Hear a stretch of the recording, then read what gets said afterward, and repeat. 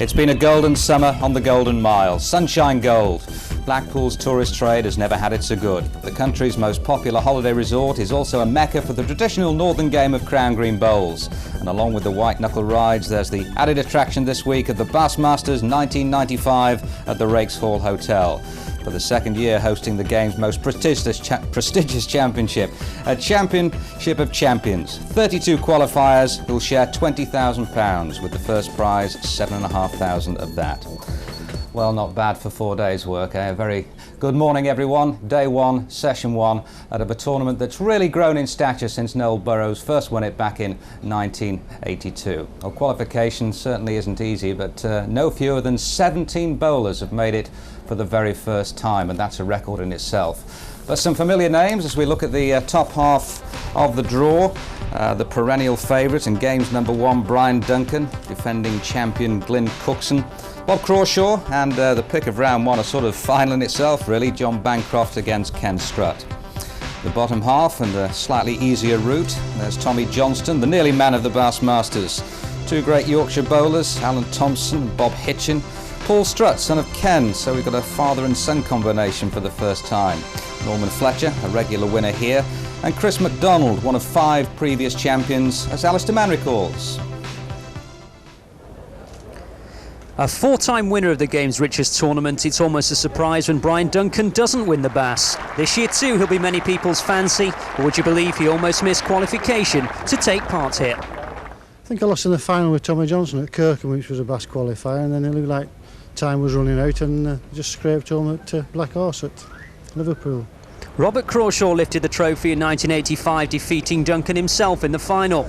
Business commitments have restricted opportunities, but this year sees a more dedicated approach. There was work pressures and having a business, doing bowls and everything, so this year I've devoted a little bit more time to actually playing, and it seems to have reaped its rewards. The unmistakable Chris MacDonald, the 1987 champion. He's always a gritty performer, and for this year's attack he's acquired remodelled woods. The way the green is here this week, it's a little bit bumpy, a little bit heavy. The greens that we've been used to playing all year have been fairly quick, and the balls that I normally play with are bouncing off the road a little bit, and the slightly heavier wooden balls are just riding the bumps a bit better and holding the road, so hopefully keep me in good stead for it. There were few more emotional scenes than those that greeted John Bancroft's win in 1991. Banjo also won the Bass in '86, so this year could be the hat-trick for one of the game's true characters. Well, it'd be very nice to think along those lines, yeah, but at the moment I'm just thinking about K Strutt and no further than that, really. It's a very sticky first game, and as I say, I'm not looking that far ahead yet at this stage.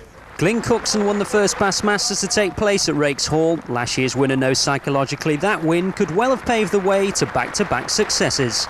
And one or two have said to me could just retain it, but it's all on the day. But I've come here to enjoy it. The pressure's off now, I've won it once.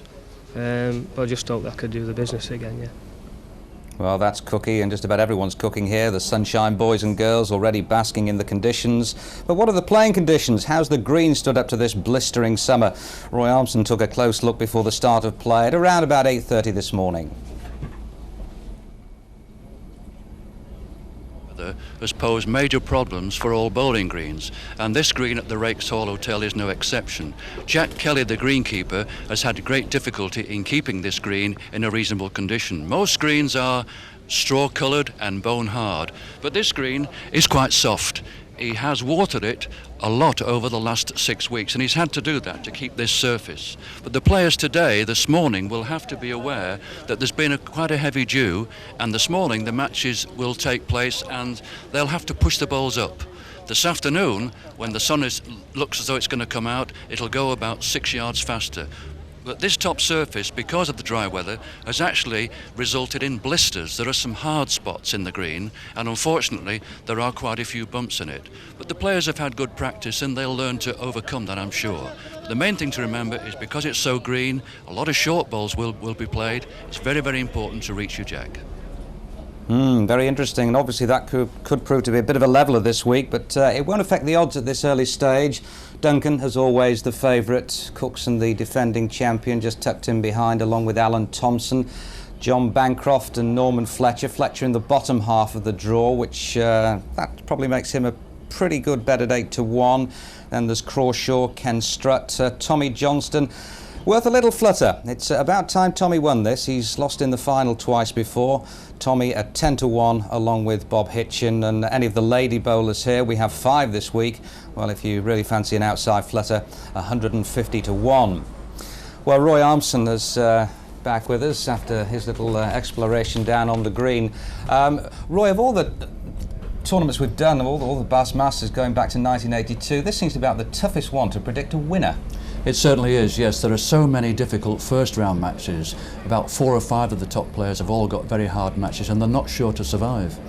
Brian Duncan, by his own admission, hadn't been playing too well. I just wonder how much of that was brought about by his disastrous result here last year when he lost in a record score 21-3 to young Andy Buckley. It was a shattering experience for Duncan. Yes, I know Brian didn't like it, and he did suffer for about 3 weeks after that event, but he's such a good professional, he put it out of his mind. But to be fair, at the start of '95, the first 3 months, he had a very, very difficult time. His form had gone, he was losing matches, but I think over the last 3 weeks, he's suddenly come to form. And I looked at him yesterday, and he looked a bit lean and hungry to me. I think you'll see a different Brian Duncan this week. Very interesting, isn't it, that you know, he had one last chance to qualify for this event 2 weeks ago. A measure of the guy's professionalism, determination. He went to the Black Horse in Liverpool against a field of 32, and against all the odds, he went out and won it. Otherwise, he wouldn't be here today. It was against all the odds because the green was very, very quick, and people thought that was against Brian, but he used some smaller bowls and did very, very well. Went right through the field and won it. Okay, well there he is, the great man of Crown Green Bowls, the Jack Nicklaus of Crown Green Bowls, if you like. He's won so many majors, 4 Bassmasters, 5 Waterloos, and you can see he looks to be in pretty good nick this morning, leading Darren Griffiths by 13 chalks to 2. Let's join our commentary team for the first live match of this year's Bassmasters, Brian Brett, and first of all, a very good morning to Hugh Johns. Thank you, Elton, and indeed it is the great man back at his very best. He featured in a joint record for heaviest defeat when he beat Kevin Shaw in the final a couple of years ago. That was a 24-4. He now holds the joint heaviest defeat record, as you've said, beaten last year 21-3, and he could be on the way to setting a new record, 21-2, because young Darren Griffiths, although he's trying to slow this game down, he's taking all the time in the world going up and down between the ends. When he gets to the block, he finds himself down time and time and time again. He really is being taken to the cleaners, Brian Brett.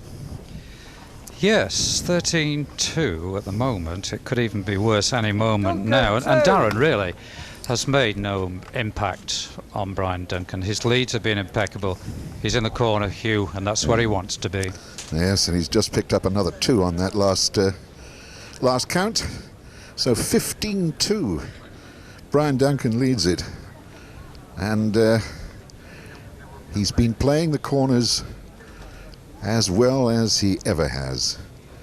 Really in sparkling form. Sparkling form. Although you say that, he drops one short.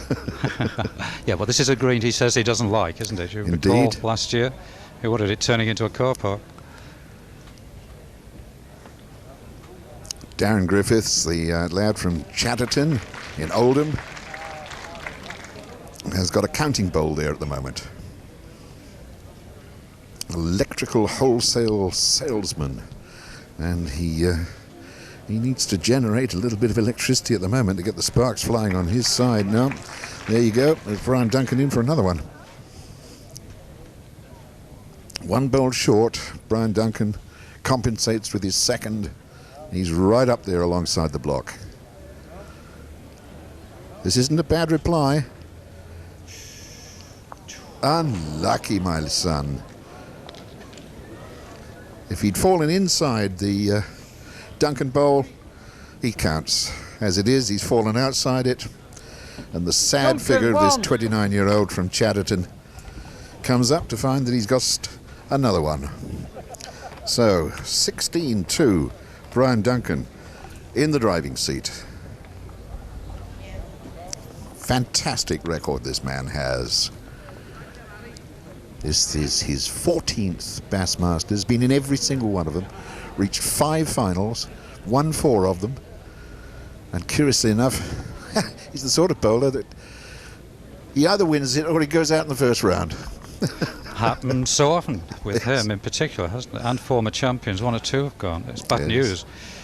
Glyn Cookson will be trying not to think about that sort of record. You know, Duncan is in good nick, isn't he, Hugh?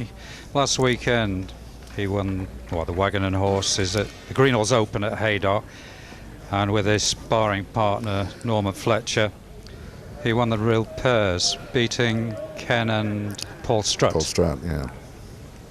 Rill, yes, one of my happy stamping grounds for Crown Bowls some years ago in the National Benzol, I think it was, and then it became the Midland Bank. That's the closest connection you'll have with Wales over the next 4 days. I remember last year he had a big bet on Roger Morgan. That's right, that's right. Well bowled. Griffiths, 2. And he's got 2, so there's absolutely no doubt now that no new record of defeat is going to be recorded in this match, for which Darren Griffiths, I'm sure, sends up a grateful prayer of thanks. But Duncan leads it 16-14. That was the end of an 8 chalks run by Brian Duncan. It's a good break. Now the problem for Darren is finding some sort of hiding place, just to get out of range of his opponent's striking power and keep him away from the corners. Yes, the area that they're bowling into at the moment actually is a fairly quickish part of the green. So I think both of them who have been having a good look at this green over the last few days will be taking great care not to put too much steam into their deliveries.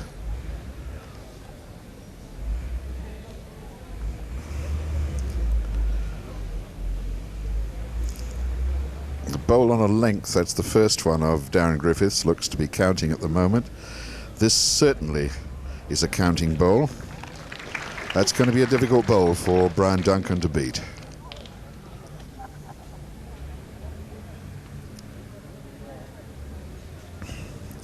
Bends around his first bowl, that's got good weight. Oh, that's a beauty. The collision prevents him counting. I'm quite sure that Darren Griffiths has got it there.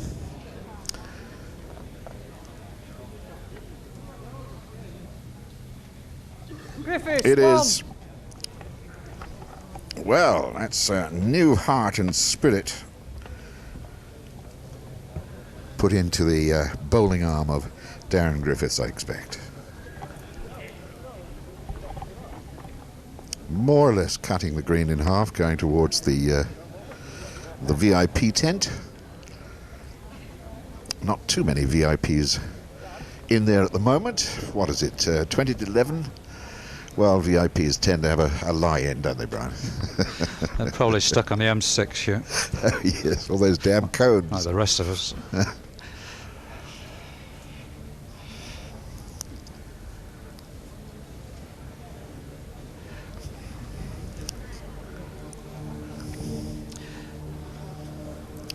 Darren Griffiths qualified by beating David Chew just at Crompton, 21-20 in the Carlsberg-Tetley Classic. Brian Duncan, as you've heard already, won the Whitbread Masters at the Black Horse in Liverpool. Duncan, 2. And there's 2 more on the board for Brian Duncan.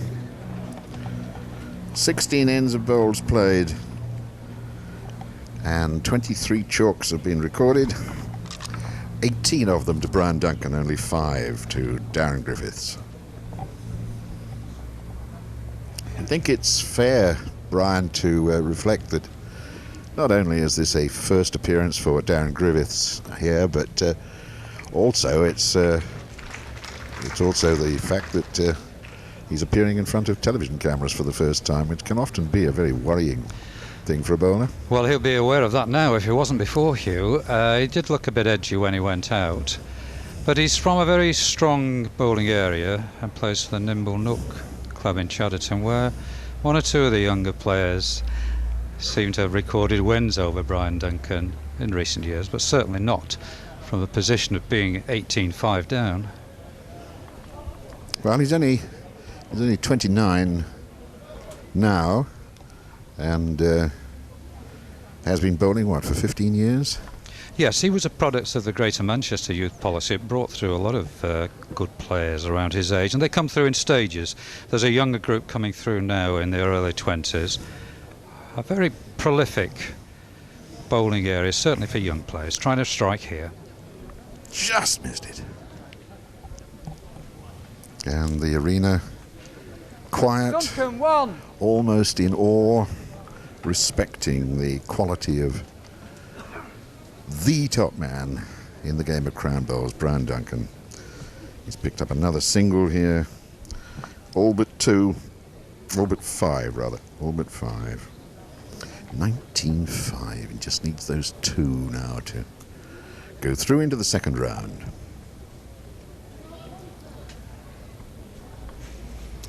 Talking to him this morning before he went on, he seemed... do you know, he seems as though he's got some pressure off him, Duncan. He looks quite relaxed because he's not defending anything, apart from his reputation, Hugh. Well, he did have, as Roy was saying earlier, he did have that spell back end of 94 and early part of 95 that he had a few problems, one thing and another, and he wasn't winning things on the bowls green. But he looks lean and hungry and ready to have another bash at a Bassmasters winner's check. Oh, look at that. Tidy bowl, well done. A little smile of satisfaction, but there's no sign of anything in Brian Duncan's face, is there? He's going to go corner to corner striking. He's missed it by a country mile. Chance here for Darren Griffiths to score a double.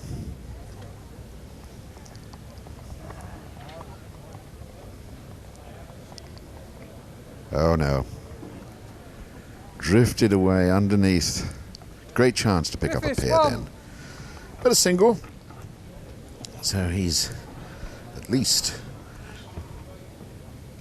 making Brian work for those last 2 points that will take him through into the next round.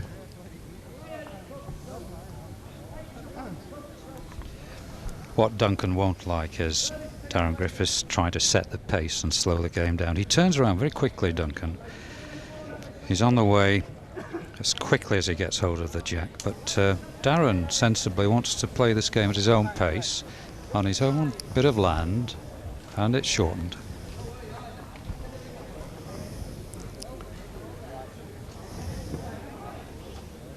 Well, along in front of the hotel and the players' hut, this mark being set.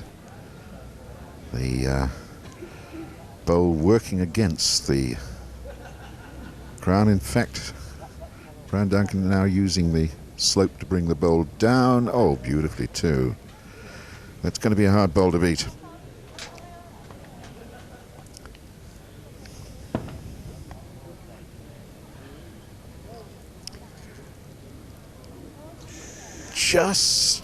Well, I should think that's a measure. Well, Brian Duncan still has a bowl to come. I like yours, Brian. Oh, referee Peter Lawn thinks it's a Duncan bowl. Brian turned his bowl over and comes in underneath. Has he got a second? Oh, you wonder. Don't think so. Duncan, 1. Yes, just the one. 20 against 6. And Brian Duncan aims this block to set a mark just down below our commentary position.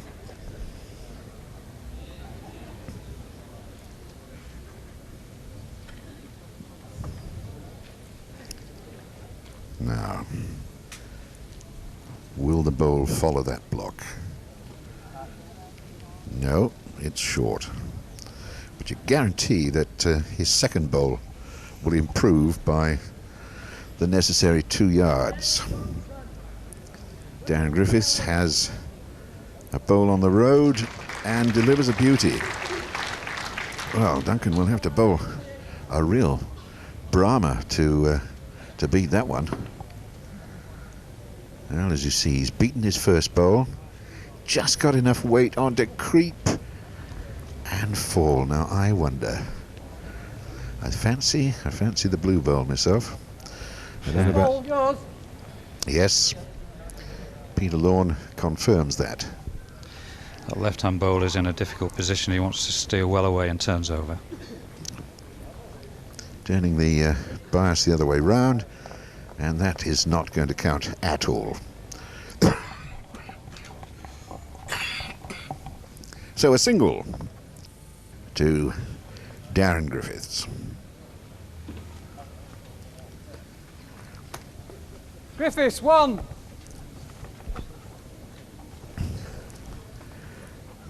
Of course, Darren Griffiths in an awkward position, having won the footer and the block back on a corner mark. Goes off. Well, it's a mark running along, more or less along the edge of the green below us. But if he loses this, of course, it sets Duncan up into another diagonal. It's not a bad lead, though, from Darren Griffiths. Too strong. Now, Darren, ideally, you'd like to count a second, but blocking the line that Duncan will need to follow. Well, that's not a bad bowl.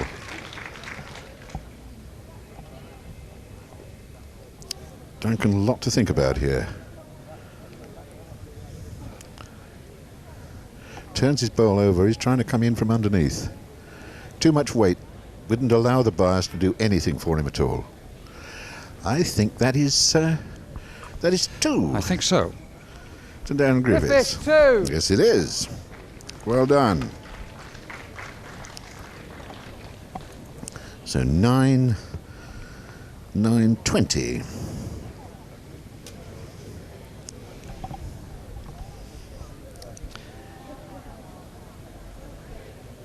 I'm surprised he's gone quite this distance, Hugh. I would have thought the length he just went might just have suited him. There's a difference in the weight of bowls. 210, Darren 212. Yes. Brian. And he was taking a different line in on the more round peg marks. This around about 40, 42 yards, something like that. Yeah. And Darren's short. left himself well short. Just Duncan's going to beat that one, all right. Needs to stop.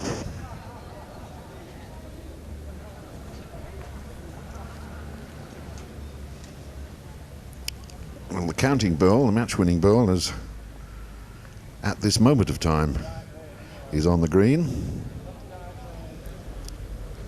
This one to stay alive as far as Darren Griffiths is concerned. I don't know whether it's in or not. Brian Duncan asks referee Peter Lorne. Last ball. Oh. And if it is last bowl, Brian Duncan doesn't really need to bowl this one.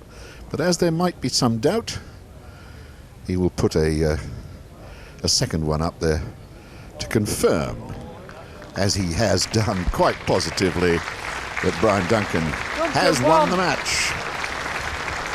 He may have scored 2 there, but he only needed 1. So 121.9. That's a really solid performance by the great man Brian Duncan here in his first round match. And he's jumped a first hurdle, we were saying earlier.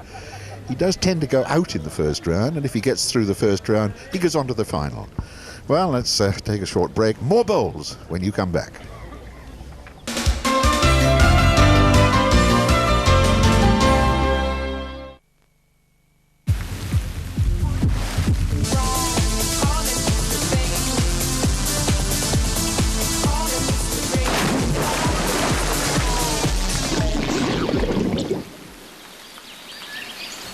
That makes a refreshing change. Woodpecker, what a refreshing change. It's not just a baby's delicate hair and scalp that needs special care. Yours does too. There's no milder baby shampoo than Johnson's. Only Johnson's has the No More Tears formula to make it as mild on the eyes as this. For baby from day one. For you every day. Johnson's, from the day you were born.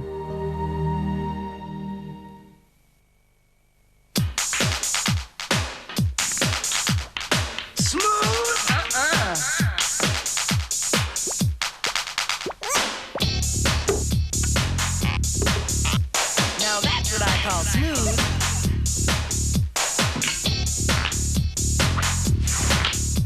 Now that's what I call smooth. There's nothing smoother than a pot shot from Munch Bunch. Yo! Don't be so mean to your hair. Damage caused by everyday washing and styling soon adds up.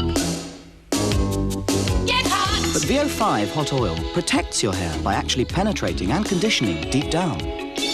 For daily damage, get the weekly repair. VO5 Hot Oil. What mark would you give the condition of your hair? 5. If your hair doesn't feel good, 4. you don't feel good. 2.5. Together, VO5 Moisture Balance shampoos and VO5 conditioners add softness, shine, and manageability. For beautiful hair, VO5 plus VO5 equals 10. What mark would you give your hairstyle for lasting hold? 4. 3. 5.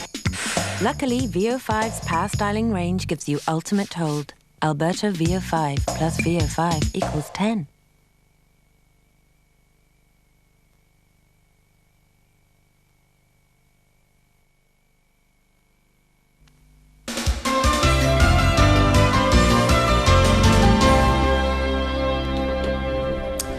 Welcome back to the 1995 Bassmasters, our first session, and for the games number 1 and the, well, not the defending champion, although he usually is, but certainly the favourite, Brian Duncan. A good day at the office, Brian, as far as you're concerned. Well, it was actually. We were delighted to get a good start, and I felt all right actually. Normally I struggle a bit on here, but I got a good start, and it just makes a big difference. I'm going to say it's a green that probably doesn't list in your top 10, and it's not playing true to form, but it didn't seem to present you with too many problems, I have to say. Well, it is. This particularly is a bit more bumpy than normal actually, so probably it's bumped my balls on the road for a change. But I mean, good to have some luck in the first round, is what you're saying. It makes a change for you. I got a good start. Unless you win it, you go out in the first round normally, don't you? Usually. Yeah. Although the defending champion usually goes out in the first round, so Glyn might be with that tag on him in this next game. You never know.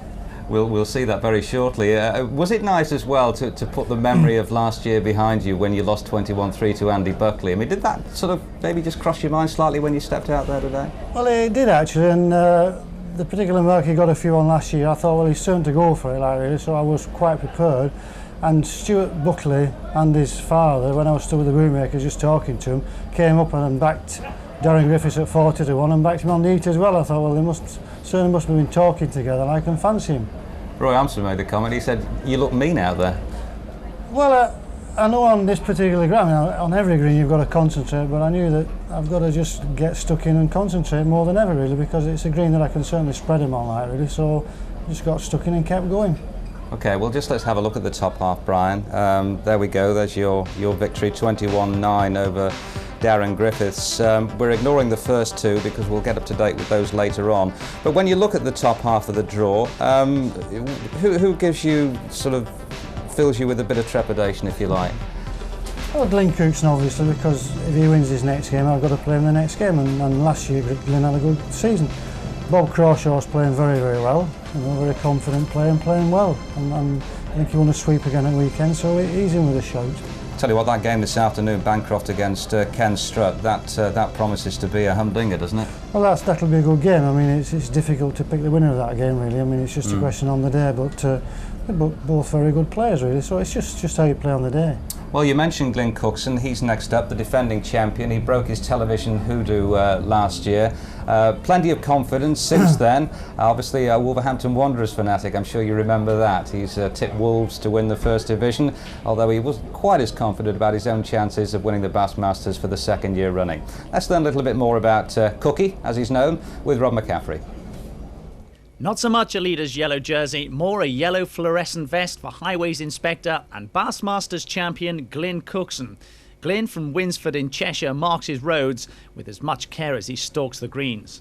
Tell me what you do. Well, basically, most of the maintenance jobs that need doing within our district, but it varies so much. But I mean, the basic ones are the obviously potholes and the trips in the flagged footpaths, some of the easy ones. So it's a big hole and we're looking into it, is that the deal? Ah, you could say that, Rob, yeah. The greatest day of my bowling life is how Glenn described last year's victory, no wonder. It was the springboard for his most successful season ever. There's not many players, when you consider how many people play bowls, who get the opportunity to express themselves actually in front of, on the television. And then to win the tournament as well, well, I feel a little bit privileged, to be honest, yeah. We were privileged to watch him last year, and now going into the tournament as champion, he's aiming to make it 2 in a row. It all has to be done again, and if I lose the first round, well, I'll be forgotten then. So I'd like to go in and think I could retain it, but they're all greats that are in it. They've all qualified through winning big tournaments, and it's going to be very, very difficult. But I'm quite looking forward to the challenge, yeah. And he says he's looking forward to the challenge. You mentioned him yesterday that the pressure's off because he's done it now. The pressure is on when you haven't done it. Is that pretty much how the bowlers regard it? Well, that's right, because I mean it's a tournament, probably the biggest tournament in the bowls calendar, and obviously everybody wants to win it. And when you do a feat really, you've got to win a top tournament to qualify it. I mean, you don't qualify every year, and once you've won a top tournament, then you're in the last 32 with 32 top players, and you've got 5 games to play. And there are no duffers in the Bass. There's no duffers in the Bass, and you've got to perform hopefully all the 5 games, or else you can just go. Other thing he mentioned was that obviously his profile, having won it last year, has been elevated. Glenn, as the game's just about to start, there he is. That he finds that players maybe not so much try harder against him, but that he's a real scalp now.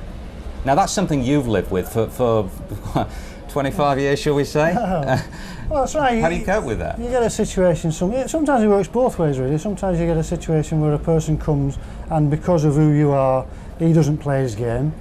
And then you've got we'll say a lot of the top tournament players and a lot of the top players obviously play better because they're thinking, well, it's probably a scalp if they beat somebody like that. And it works twofold really. I've played players that really haven't played the game because they've probably been playing me. Put off by you, by your presence. That's right. No, that which takes us very nicely to Gary Ellis, the youngest player in the tournament. Now, what about his temperament? Out here for the first time, big audience watching at home and playing the defending champion. I mean, has he got the mentality to handle that? Well, it's just a question. I think a lot of it depends how he starts off. If you can string 1 or 2 together and get a bit of a little break going, I think it'll give him a bit of confidence. But if Glyn sets off all right and gets a few in front, then I think he might be struggling. But he's certainly a good player. Something to watch for, of course, as we get into the match, is unusual delivery stride. What a beautiful bowl by him there as well. So he's taken the first end, he's got a chalk on the board, which will be a big relief. But he's got this little back step before he delivers, which is most unusual, isn't it? I know Hugh will pick up on that very shortly, but maybe we'll just see this, Brian, and just get you just see what he does. There. Yeah, he's just something of his own, isn't it? Everybody tends to go forward and he just goes back before he goes forward, doesn't he? It's not like rattling the keys in the pocket, is it? I don't think. Might be rattling some change, I don't know. No, he's just what he's developed really, but he's a good player. I mean, if so the pressure doesn't get to him playing on here. Like he can certainly give Glyn a good game. Okay, well, let's hope you'll be rattling a bit of change in your pocket by the end of the week, Brian. Well done today, terrific performance, and let's join our commentators now for this, well, very interesting match. The youngest player in the tournament against the defending champion. Let's join Hugh again. Thanks, Owen, and indeed, it is a fascinating delivery that Gary Ellis has got. I've not seen this young man before, but it's worthwhile studying it as the game proceeds. Cookie having signalled to referee David Fishwick. He wants to know where he is. It's a fairly nothing sort of a head of bowls up there at the moment. Anything about 18 inches is going to win it, and that certainly isn't going to win it. Let's go off to have a look at the spectators.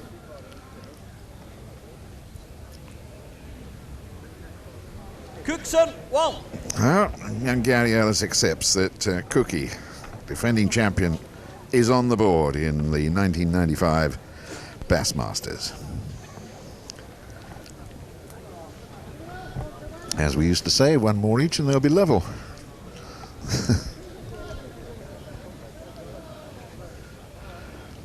Cookie going across into the corner, down to the left of the main grandstand here on this superb morning in Blackpool. The tower looking down on us. Little bit of heat haze hanging over Blackpool, but a beautiful morning, and still quite a lot of room for spectators to come down here. What are we now? 11:05? Whole day of bowls still to be seen, and doesn't cost you anything to get in. It's worth having a look at. Good bowl from Cookson. Be hard to beat that.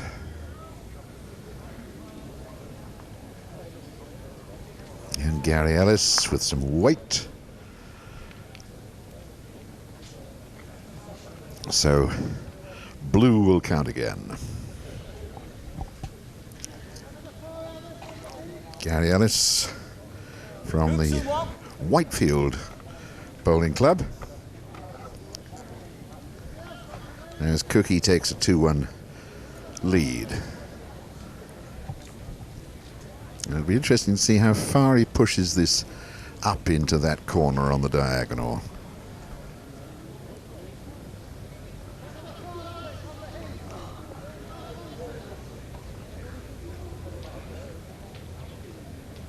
It's a long, long way. That's getting on towards 50 yards. Well short. Gary needs to push that one out. Get the bowl turning and holding it on line. Well, it's got past Cookie's first. Still well short. I think there'll be a lot of chalk scored on this sort of a mark with bowls that wind up quite a reasonable distance from the block. Although that is really tight. That's an excellent bowl.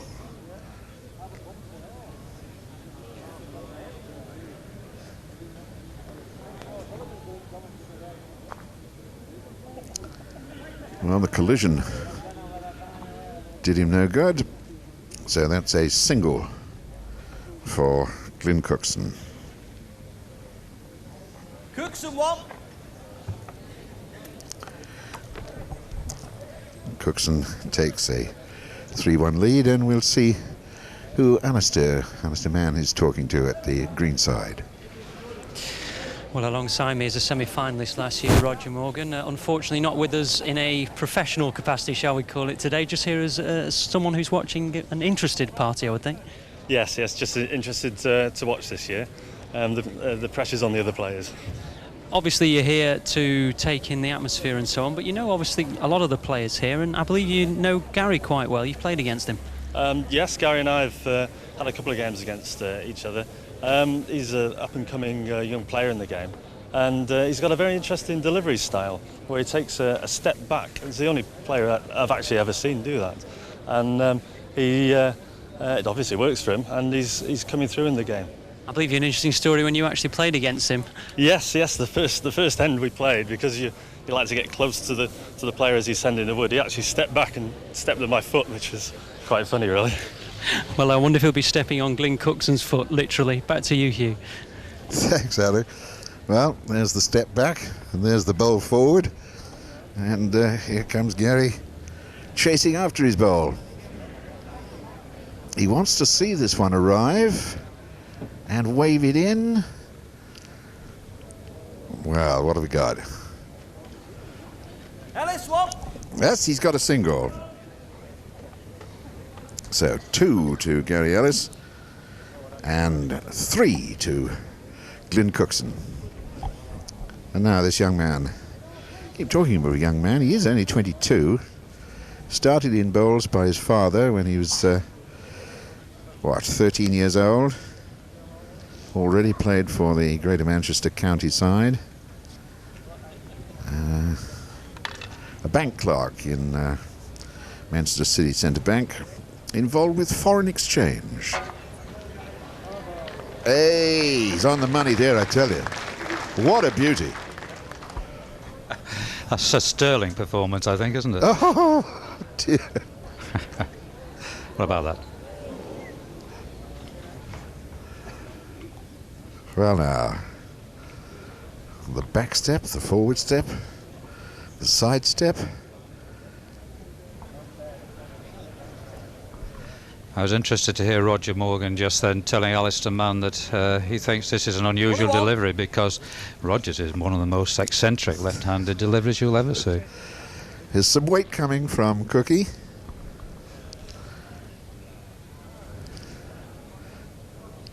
Yes! Only the one he will count, though. Yes. Very good strike, though. Bang on line. Let's have a look at it. Yes, he got this absolutely right. He got the right connection, didn't he? And a little bit fortunate for one. Maybe might have even got 2. Run on too far. Well, the score at 4-2. And we'll be leaving you just for a moment or two, and we'll see what the score is when you come back.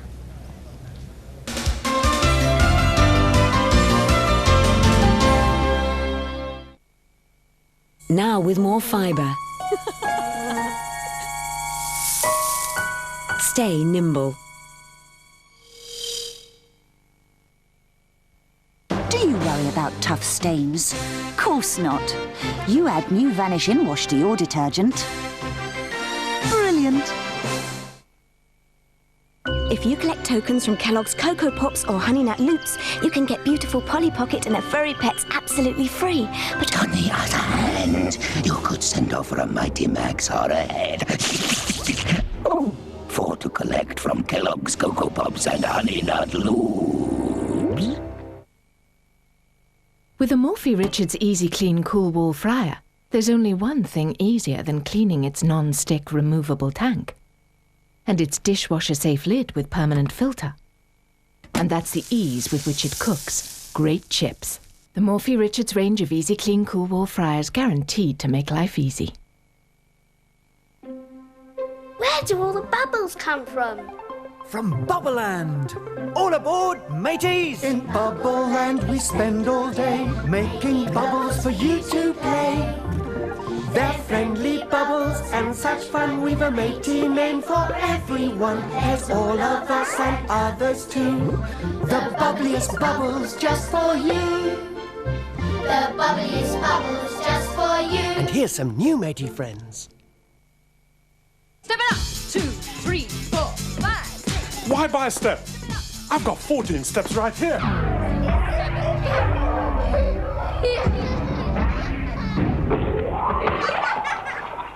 And another thing, why pay more for your washing powder when Radiant tackles stains and gets clothes brilliantly clean and fresh? And the moral of the story is, why stretch yourself if you don't have to? Radiant, hard on stains, soft on pockets.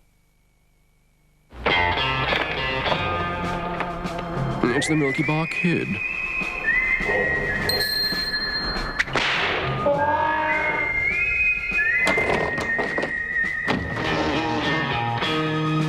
Go for your bars, kid. The Milky Bar Kid is strong and tough. The best is good enough. The creamiest milk, the whitest bar. Milky Bars are on me! Nestle Milky Bar.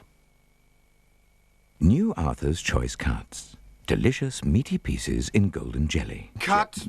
Take 15. And action. New Arthur's Choice Cuts. Delicious Cut. Take 29. Action. New Cut. 37. Cut. 56. Arthur, all right, let's set up the product shop while we got some tins left. I think he was doing it on purpose.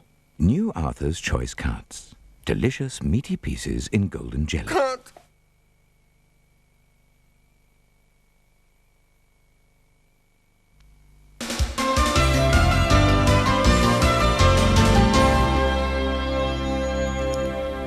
Two dreadful bowls, two beautiful bowls. And poor Gary Ellis is short by about 2 inches. And Cookie scores a single and takes a 6-2 lead. So you haven't really missed very much. A Wolves supporter, just like his dad. This Glenn Cookson's boy. Simon, who's winning tournaments in his own right. He's still only 12 years old, but he's already making his mark in the game of Crown Bowls. Grandfather, of course, was an instigator of young Simon's introduction to the game, and of course, grandfather Colin set off Glenn Cookson, his son, into the game of Crown Bowls all those years ago, back in, what was it, 69, when Cookie was just 11 years old. Last ball's favourite. Yes.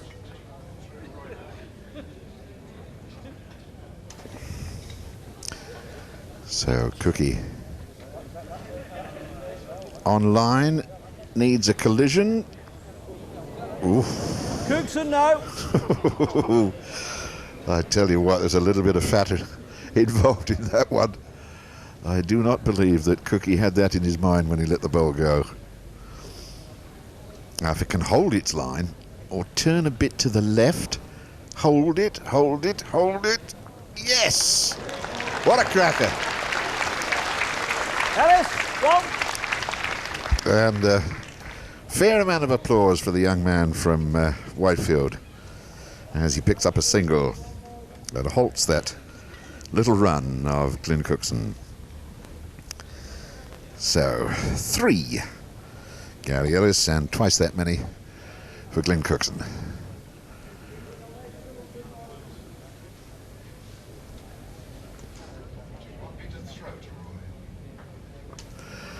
And sitting greenside just behind these two bowlers at the moment is Roy Armson. Roy, what's your view of the game from there? For the 3 weeks prior to the Bass Masters Championship, Glenn Cookson has been using some smaller bowls. He felt they were much more suitable on the bone-hard dry greens, and he was using some 2-pound-8 high-density bowls, and he's been very successful with those, having won about 20 matches on the bounce. But coming here, he felt that this green was a little bit lush, and so he's gone back to his championship-winning bowls, his 2-pound-12 Lignum Vita bowls. In a way, it represents quite a gamble, but they are his favourite bowls, and he's gone back and practiced very hard with them, and I think he's made the right decision. Well, we'll see, Roy, as this game develops. At the moment, it's the Gary Ellis bowls. 210 plastic, which are counting 2 on this particular block. Here's Cookie with his Lignum Vitae. They're heavy ones. Bombing through. Yep, that's gone out, and that's 2 to Gary Ellis. And that closes the gap very dramatically. Just 1 in it now. Ellis 2. Now, how will this affect Glenn Cookson, I wonder? He remembers how many of the defending champions who've come a cropper when they've tried to retain their titles. And most of them will tell you that the first round is probably the most difficult of all to get through. Once you've got that first win under your belt, it seems to settle the nerves. Gary Ellis showing no nerves at all, Hugh. When I spoke to him about the prospect of playing the reigning champion, he didn't bat an eyelid. He quite fancied it. And I said, well, would it be fair to call you an unknown? He said, I don't think so. He said, I did win the British Under-25 Championship on the rakes, so I know the green. I won a few things already and appeared in the Greater Manchester County side, so it's from a very hard school. Yes, he beat David Penketh here, who has a fair reputation. Warrington postman. And he qualified for this 95 Bass Masters, winning the Bass Summit Trophy at Hayward. Beat Mark Dwyer, or Dwyer, 21-18. He got in as a reserve, actually. Hugh used quite a few reserves. 8, in fact. Well, that's it. I mean, this tournament now is wanted by so many bowlers that they enter every tournament that can qualify. And they're bound to have one or two of them winning more than one. So, look at this. Another single to Gary Ellis. And they're level at 6 across. And the young man was 5-2 down just a few moments ago.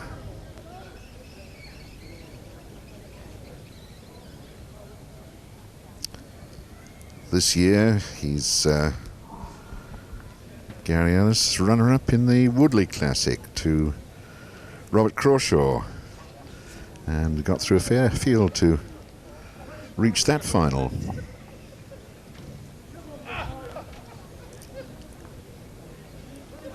Cookie just creeping round that short bowl.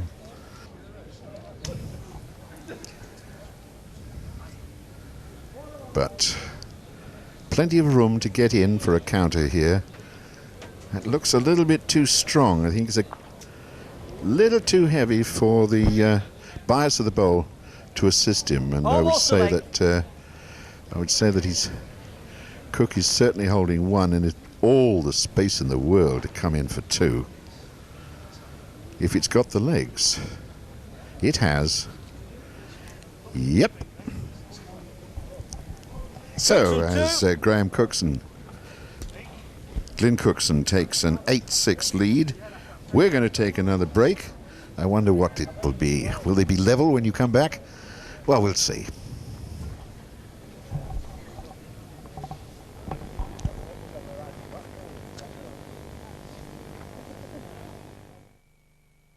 When you're looking for the best dessert ideas, there's only one place to come. Well, you know how big Americans are on dessert. 1 Gold Rush pie, 1 blueberry pie, 1 Mississippi mud pie, pick up! Excuse me, those look delicious. Do you do individual portions?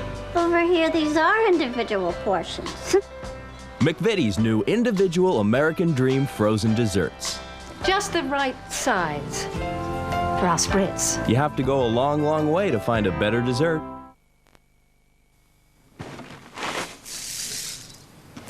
That's what you need of a morning, Cheryl. A bowl of Kellogg's bran flakes and a run round the block.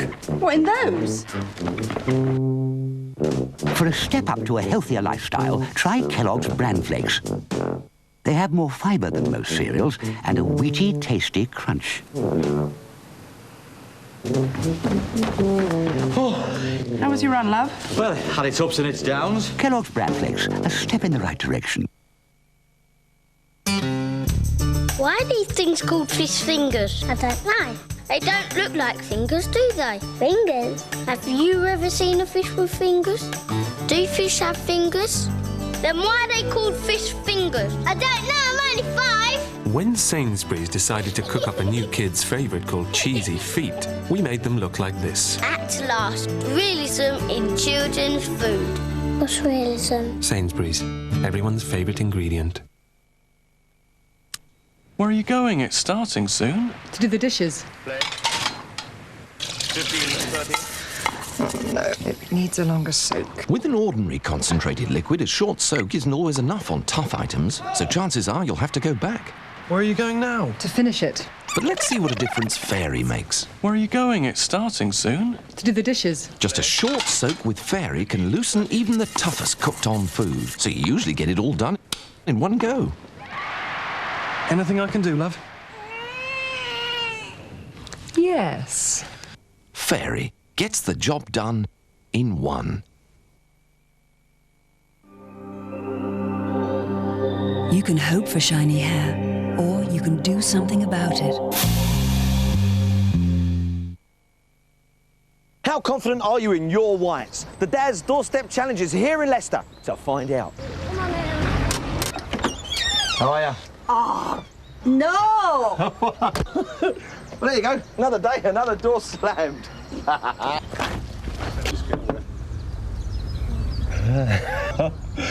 Oh, how white were our whites? Looks like we're never going to know. Come on, next doorstep. This is the Dad's Doorstep Challenge. Are you prepared to show us your whites now? Oh, no, don't put it on telly. Oh, yeah, it's got to go on telly, you see. That says it all, really, doesn't it?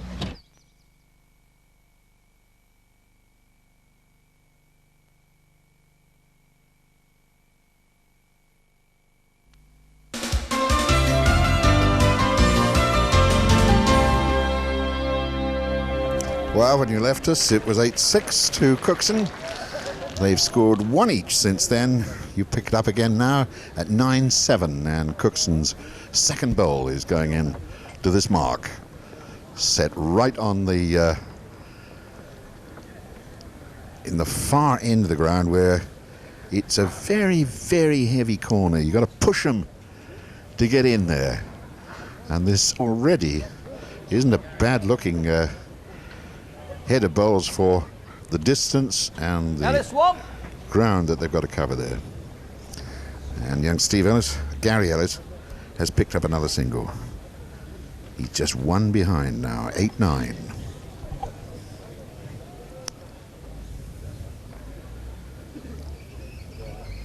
And he's happy enough taking Cookson on the diagonals. That stuttering delivery that he has, which he must have developed as a very small schoolboy. He's stuck with it, and it's working for him. He's well in contention here. Yes, a coach would go mad, wouldn't he, if he saw that? But when you see the end product, does it matter? He did say to me, watch my delivery, you won't see another one like this. All about weight now. And that weight worked for him. You can't look on coach his that. face. Well, he's honest enough to show by his actions that that was the last thing he intended. Cookie with some weight. He's going to knock it off? No, he's not. That's one, and they're level. So if the defending champion thought he had a soft job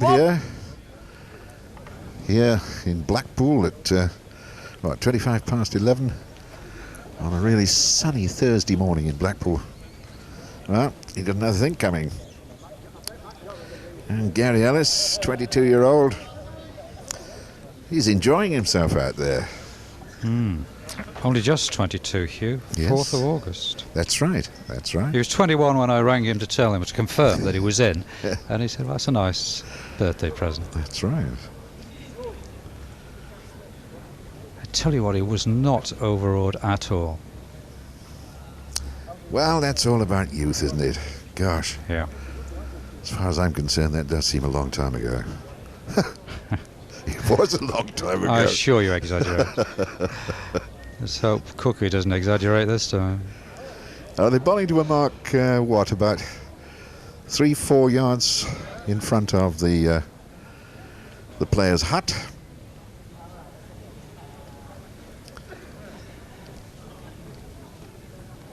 And Gary off to find out where this one is going to stop. Woo back. I think he could lose 2 on this. I don't know. Cookie's got a long way to come back from there. Well, they're a bit scattered.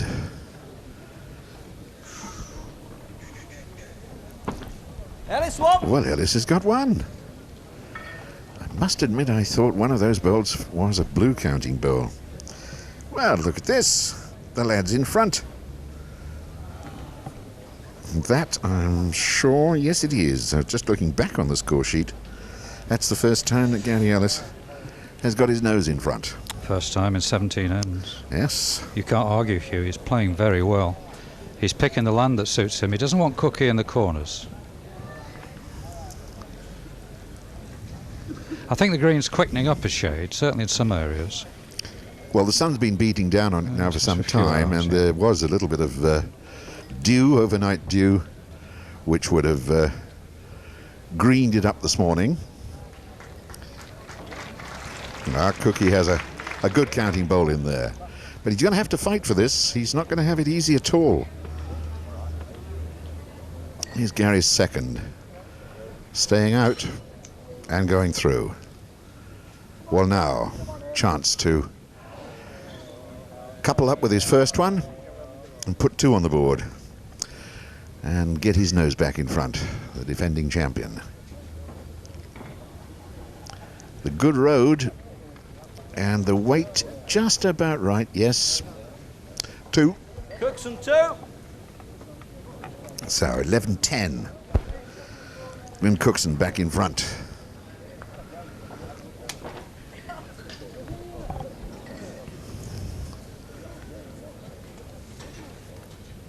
Well, it's been a very tight battle.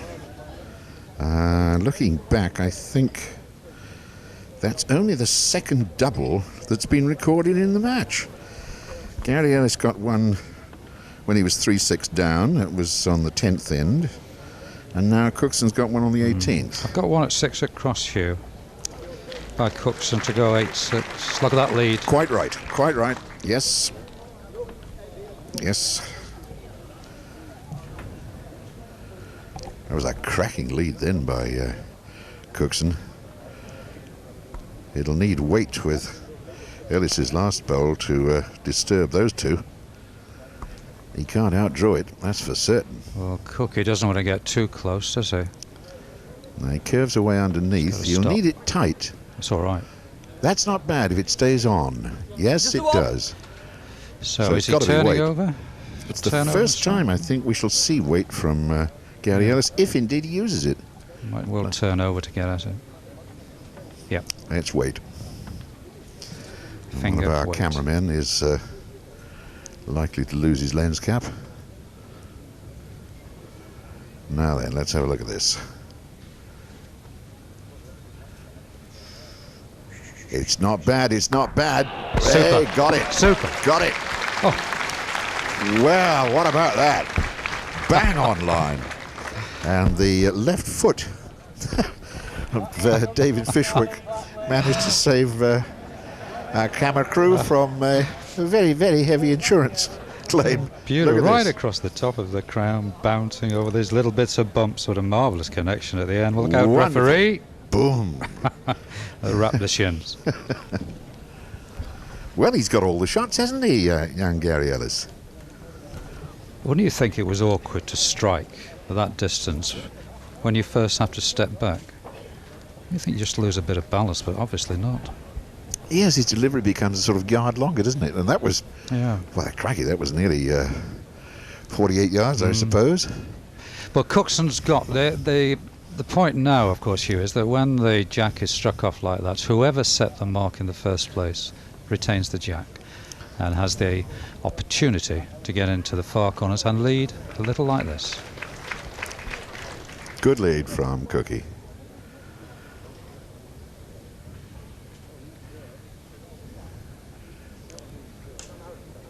That weight is just too much for the bias to do anything for his bowl.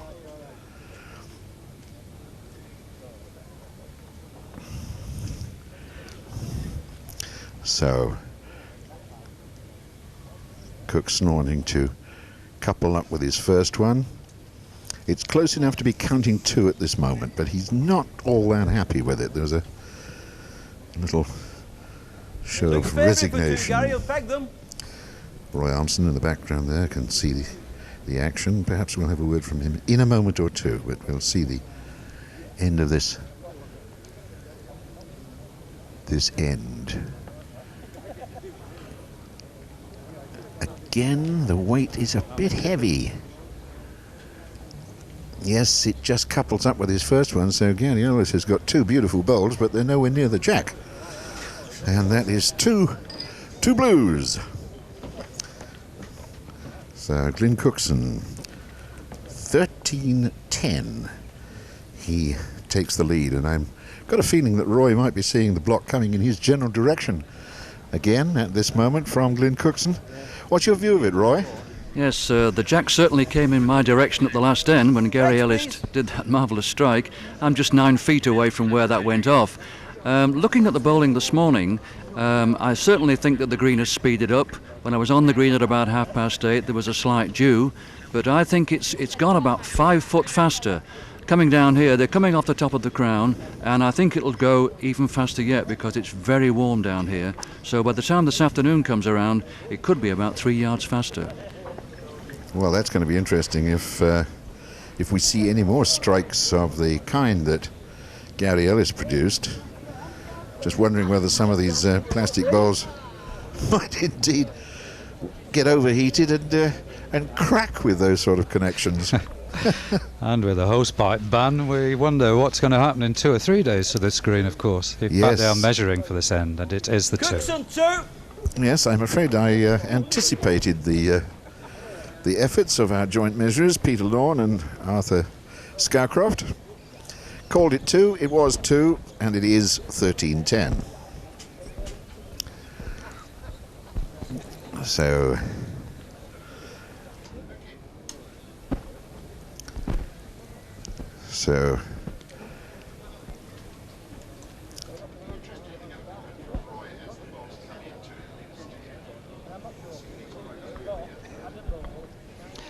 a good opportunity here for Gary with the first bowl sent by Cookson a couple of yards away. Yep, he's better. Just about on a length, I would say.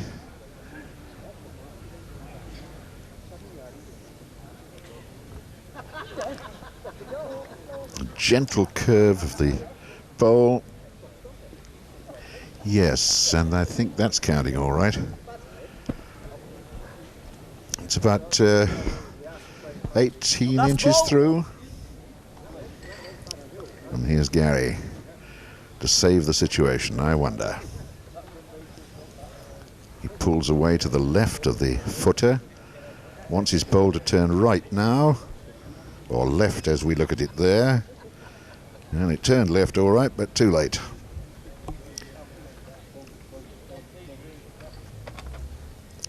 So Gary trudges up the green.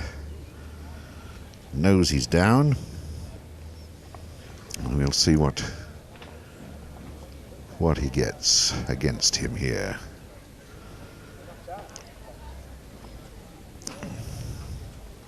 Cookson 1. Just 1 for Glyn Cookson, and as he takes a 14-10 lead, we have to take another break. At 14-10, we'll keep you updated as soon as you come back, though.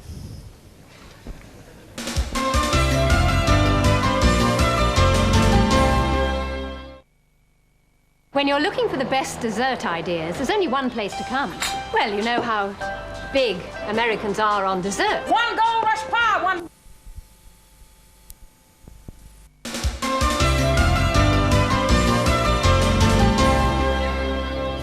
Well, you've missed a couple of ends in which Gary Ellis pulled 2 back, but Glyn Cookson has just pulled away again to make it 15-12. With me is Paul Strutt. Paul, I think the thing that strikes most of the bowlers and you is how green this particular green is. Yeah, well, most of the greens we've been playing on the last few months have been pretty brown, to say the least, and I think they've had a hell of a lot of water on this, and it's made the green a little bit bumpy, if anything.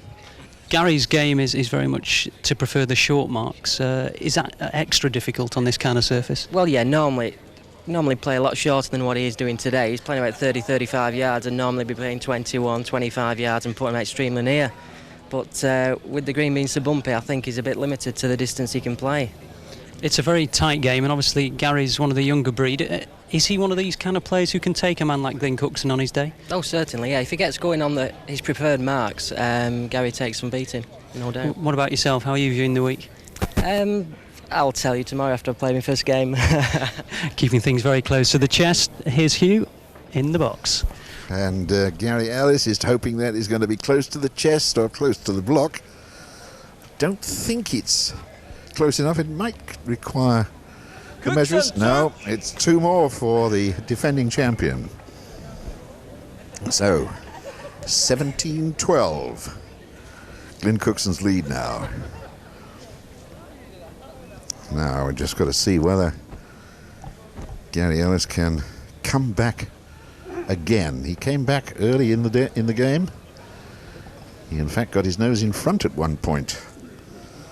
But Cookie has, in the last 2, 4, 6 ends, he's scored 3 doubles, which might indicate that the pressure of the event, the pressure of the crowd, the pressure of the cameras, he's getting to him just a little bit.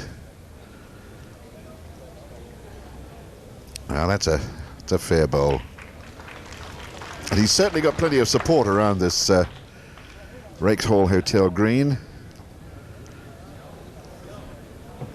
Cookson done a lot of correcting to his first bowl. Sailed out. A chance here for Gary Ellis to pick up a double and close the gap.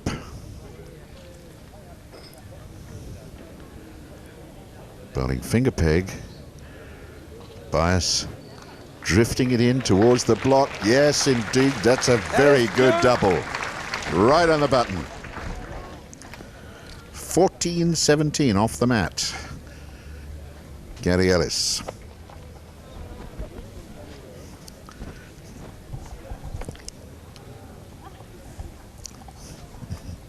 So, 24 ends and 42 minutes of bowls. 31 chalks on the board. And only 3 points separating these two bowlers. And as Paul was saying just now, looks as though Gary has settled onto one of the shorter marks, which is his trademark. And it stayed down below. The bias didn't master the little tiny bit of a slope there is on the downside of the block. That's a good lead from Cookson. Something for Gary really to beat now. He's got to take a lot out of his first bowl. A lot out of the line. Staying out up on the top. Well, a great chance here for Cookie to get 2. If he can copy the weight of his first ball. No, he didn't. Oh, left that one on the mat. A single. 19-14. Glenn Cookson.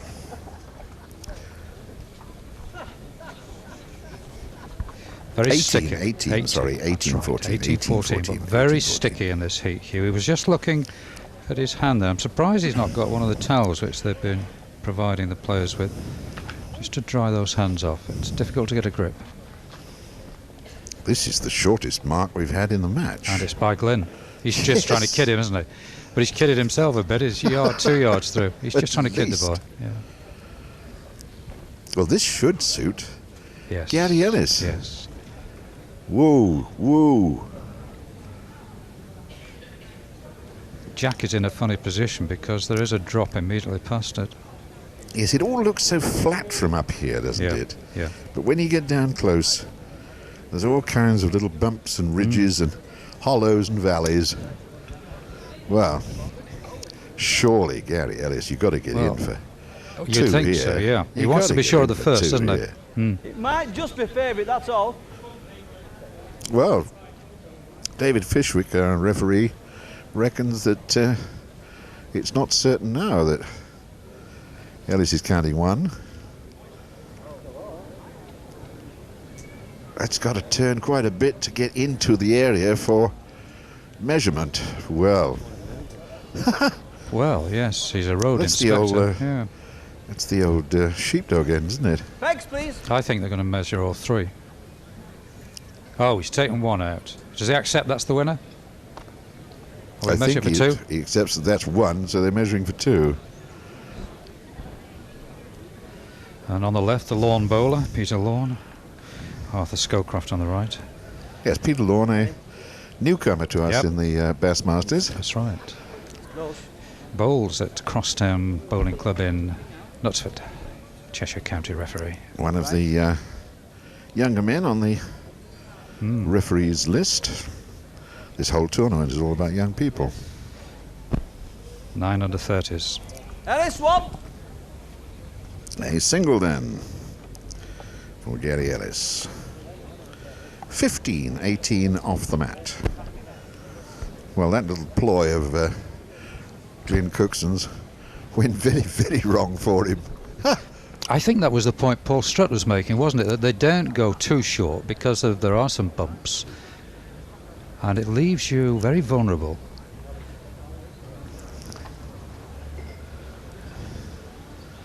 Now, that's not a bad lead. That's not a bad lead at all. Oh. Take the bones out of that one. Well, one round the back, and guess what comes finally? Well, Cookie has got to fire at this when he gets back to the footer. But tactically, he's either in the road or he's beyond, and he may be neither. No, that was a nothing bowl.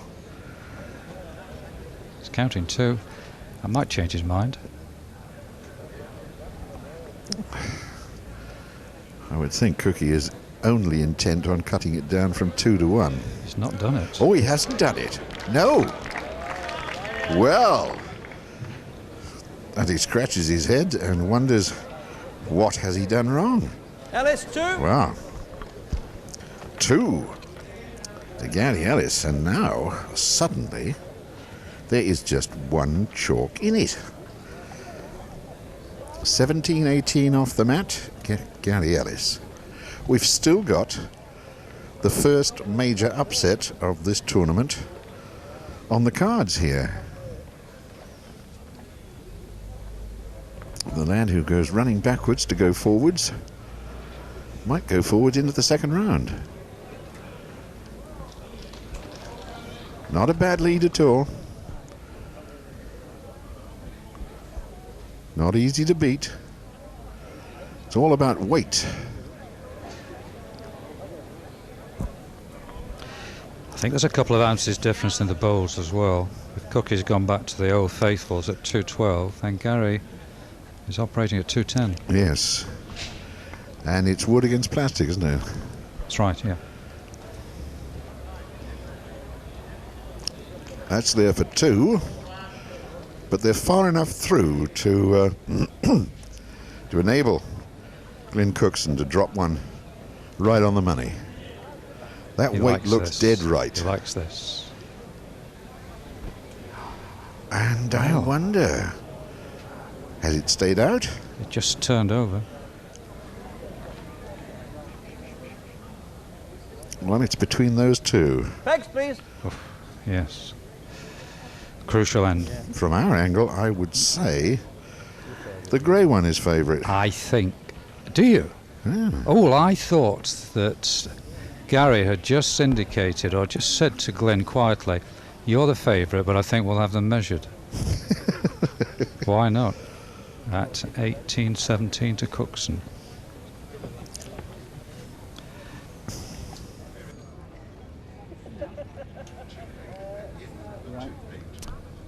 Very tight measure. We just get in on this and have a look. Let's peep over here. Cookson, one. Well, I was wrong. And Cookie gets his single. 19-17. Well, this certainly is a fascinating game of bowls. Glyn Cookson, who went through Mark Britton, John Gurney, Alan Jones, Roger Morgan, and finally Andrew Buckley to win the tournament last year, and very nearly £8,000. And here he's been forced to fight for his life against a young man from Whitefield in Manchester who's showing us his skills in the Bassmasters for the very first time. And those skills are very considerable. He was unlucky then, very unlucky. I think the mark of the champion has been very evident, with Cookson being asked a lot of questions by this young man and responded well, but he's had to play really out of his skin, and long corner marks pulled up. Well, I'm sure that Gary Ellis will fancy his chances here.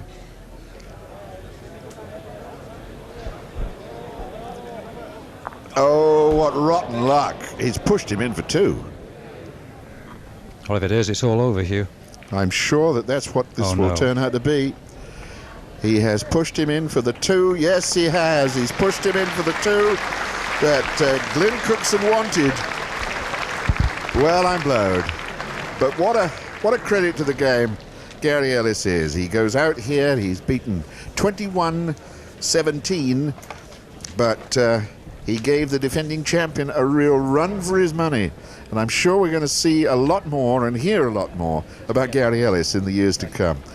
I wonder what Glyn Cookson is feeling now. I imagine that Cookie is feeling a great amount of relief at this moment. Here he is with Alistair Mann. Well, Glyn, it was mentioned that perhaps relief might be the word in your mind. Always nice to get the first round over, even if it is in tense circumstances. Well, that's right. Just to get one game in now might just settle me down, really. It's so difficult. The green's just gone a bit quicker, and it was a tremendous game. Have you enjoyed your first go in the Bassmasters? Yeah, I'm glad that I put up a decent performance and that I played well, really, and it was just a bit unfortunate the way it finished for me, but I'm glad I played a good game. Is it the kind of experience that you've always wanted to get involved in? Well, definitely, yeah. If you're going to play bowls, you may as well want to get into these competitions, otherwise there's no point in playing. So I'm pleased I put up a good show. You mentioned, obviously, that the difficulties that the players are going to have with the green. How different is it to last year? Well, the running's probably the same as it was on the finals day, but it's a bit quicker earlier this time. But the bowls are still leaving the ground a little bit, and it makes it awkward to get the length. Do you feel that there's going to be one or two shocks in this first round? This was nearly one. Yeah, I was glad to get that game out of the way, because there'd been three games where they hadn't really been very close this morning, and I just felt that there's bound to be a close one, and I was hoping it wasn't going to be mine, but unfortunately it was. Well, a close one. Well played, both of you gentlemen. Enjoy the second round, and Elton's over on greenside with a special guest. Indeed, Ali, let's just check on how the first round draw has progressed so far. As I say, we'll keep you in suspense for the first two matches, but we have Brian Duncan, the game's number one, through quite comfortably against Darren Griffiths, 21-9, and he will play in the second round the reigning champion, Glyn Cookson, after that great game against Gary Ellis. 21-17 the score. Cookie off and running after winning here 12 months ago. Right, well, I'm joined now, and I'm delighted to say, by Blackpool's number one glamour girl, Linda Nolan, who I remember actually playing Crown Green Bowls. It was mid-80s, wasn't it, the Crown Challenge? No, it wasn't. You did fine with your second bowl. My What second happened bowl with I the got first? around. Well, the first went into the gutter, got to be honest. But it was the first time, and but as I say, the second one got a round of applause. I was delighted. Maybe they saw something that you didn't. Well, perhaps. No, it was a good ball. Oh, OK, all right. Now, listen, what about Blackpool this summer, this tremendous weather we're having? Is it just about the best season that you can remember in all the years that you've been working here? Yeah, weather-wise, yeah, it's fabulous. It's so nice to have the nice weather and see the people going onto the beach and enjoying the sunshine, because so many years, you know, you see them being blown along the promenade and the kids can't go on the beach because it's too windy. So, yeah, it's going really, really well. I'm on South Pier. Well, how does that, South Pier, is it the raunchy Maggie May show again? Well, yeah, I was Maggie May for 8 years. I'm actually, for last year and this year, I'm Rosie O'Grady. Oh. Same show, different name. Yeah, OK. But we've moved to a bigger theatre, and which means that we can put on bigger entertainers like Frank Carson's with us, Duncan Norvell and the Roly Polies. Tickets are available. Well, that's a good plug. Hopefully Frank is going to be joining us in the next couple of days as well. Grievous bodily harm on the ear holes. Yes, do you think I'll get a word in? No chance. In a word, no. No, right, okay. Now, listen, is the weather affecting attendances at the shows this year? Because it must be awfully hot in the theatres at night. Oh, it's like a furnace on stage. I've never been so hot. I'm like a happy panda by the end of the thing. All my mascara runs, and you know. But it isn't affecting them too badly. Obviously, people are a bit loath to come out of the sunshine to sit in a theatre at 7 o'clock when the weather's so lovely. But touch wood, as the saying goes, we've been having great audiences, lots of people in. We're doing better than last year, which is a great sign That's for terrific, because there's a lot of competition in Blackpool, isn't there? Yeah. Well, it's the major seaside resort in the country, so they get great entertainers coming, so the standard is very high, and I think that the holidaymakers that come to Blackpool expect a high standard of entertainment, and that's what they've got on South Pier. Right, well, let's get back to the bowls, because before you arrived here this morning, you caught a bit of Brian Duncan winning actually. His match. On good form. He was formidable, wasn't he? Marvellous, on good form. I mean, I can't say that I'm an expert at bowling, but I do watch it since it's been on the telly. I find it very interesting when they do when you draw where you think they're going to put the. I find that amazing the way people know, and he was great this morning. I was watching while I was getting ready actually. He was the reason I was up early. I couldn't have taken too long, I'm sure. Linda, thanks very much for joining us. It's been a pleasure. Thank okay. you. Best of luck. Thanks very much. For the rest of the summer. Thank okay. you. Yeah. Right, we're going to go back on the green now and see the match between Bob Crawshaw, former champion, and Kerry Morris, who actually lost to Irene Reardon last year in somewhat controversial circumstances. There's Bob. The match is underway, and maybe Brian, you'd just like to refresh our memory on what happened to Mr. Morris last year. Yes, thank you, Elton. Yes, Mr. Morris, in fact, objected to an end. He did a very ungentlemanly where the bowls had been disturbed before he arrived, and he was quite right. He could have claimed 2, and he did, but unfortunately it was to work against him, because Irene really got a dander up and came back strongly and won it. Now then, Kerry Morris, a man who suffered against Irene Reardon last year, leads former champion Robert Crawshaw 2-0 after the first end.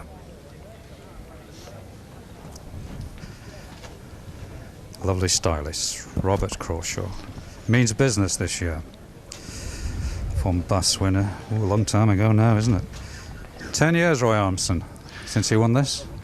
Yes, indeed. He's in very good form, He's won 5 champions this year, and he's really doing well. And I watch a lot of him because he plays in the same team as me, and I'm sure he'll give a good account of himself today. Yes, I think so, and I think the going might well suit his style of play as well. Just waving that bowl on, it looked as though he just dropped it a shade short, which he has. But I rather fancy Kerry won't be troubled by the going either. It's quickening all the time. Oh, 1 single. He's on the card. 1-2. Crawshaw with the block. It's going to be an interesting tactical game, this, because I have a feeling both of them just like to go for the tricky round peg marks. I don't see them going full corners, Roy, unless the game takes a certain direction. I don't know. Well, certainly Robert won't do that. He has certain marks that he likes to play on this green. He's going a little bit further than he would normally do. But I've watched Kerry Morris quite a bit during the course of the last year. I watched him at Fleetwood, where he won his the championship there, which was his qualifying round. And there he elected to go long lengths. He elected to go in the corners. Very tenacious player, described by one of the players who played in the Bass Masters before, Alan Broadhurst, as a gritty player. Yes, he never lets go, does he? He's there all the time. He beat Charlie Bebington to qualify for this year's Bass. But he's had a good season, has Kerry. He's very strong in the Stoke area, the Potteries, where he lives. He's won the Burslem Suburban event a couple of times, the Alsager Open. Could be 2. So that's the bad news for Kerry Morris, that the blue disc bowls of Robert Crawshaw certainly 1, maybe 2. That's not going to change anything. They may call for a measure. Nothing will be disturbed this year until they agree and Kerry arrives on the scene. Measures, please. Yep. A measure. Could be 2. And so far they've not agreed on 1. Referee Mary Ashcroft immediately calls for 2 measures. Yes, we're measuring 1 against 2. That's the 1 of Morris against the 2 of Robert Crawshaw. He accepts it's 1. They're measuring for the second. It's certainly 1 to Crawshaw. And we're looking for the second. Tighten up there. And again across. Is there a bit of slackness there? Crawshaw, 2. Yep. 2, Robert Crawshaw.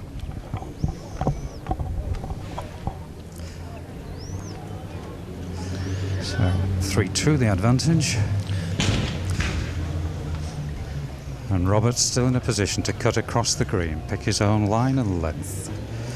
Yes, he's using the speeds actually, Brian. He's using the speeds of the green, quicker in this direction, 2 yards faster on the finish, and 2 yards slower going back the other way. Playing thumb peg, got a good lead here.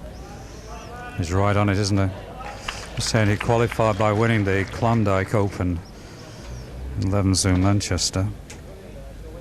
And he beat Glenn Cookson in that final, 21-13. That needs a nudge, and he's disturbed it. That's a good ball. Well, that gives him options. Right, Robert Crawshaw, second bowl, 4th end. Just wants to plant another one on the jack. They practice marks endlessly and then produce the guts like that. Holds 2.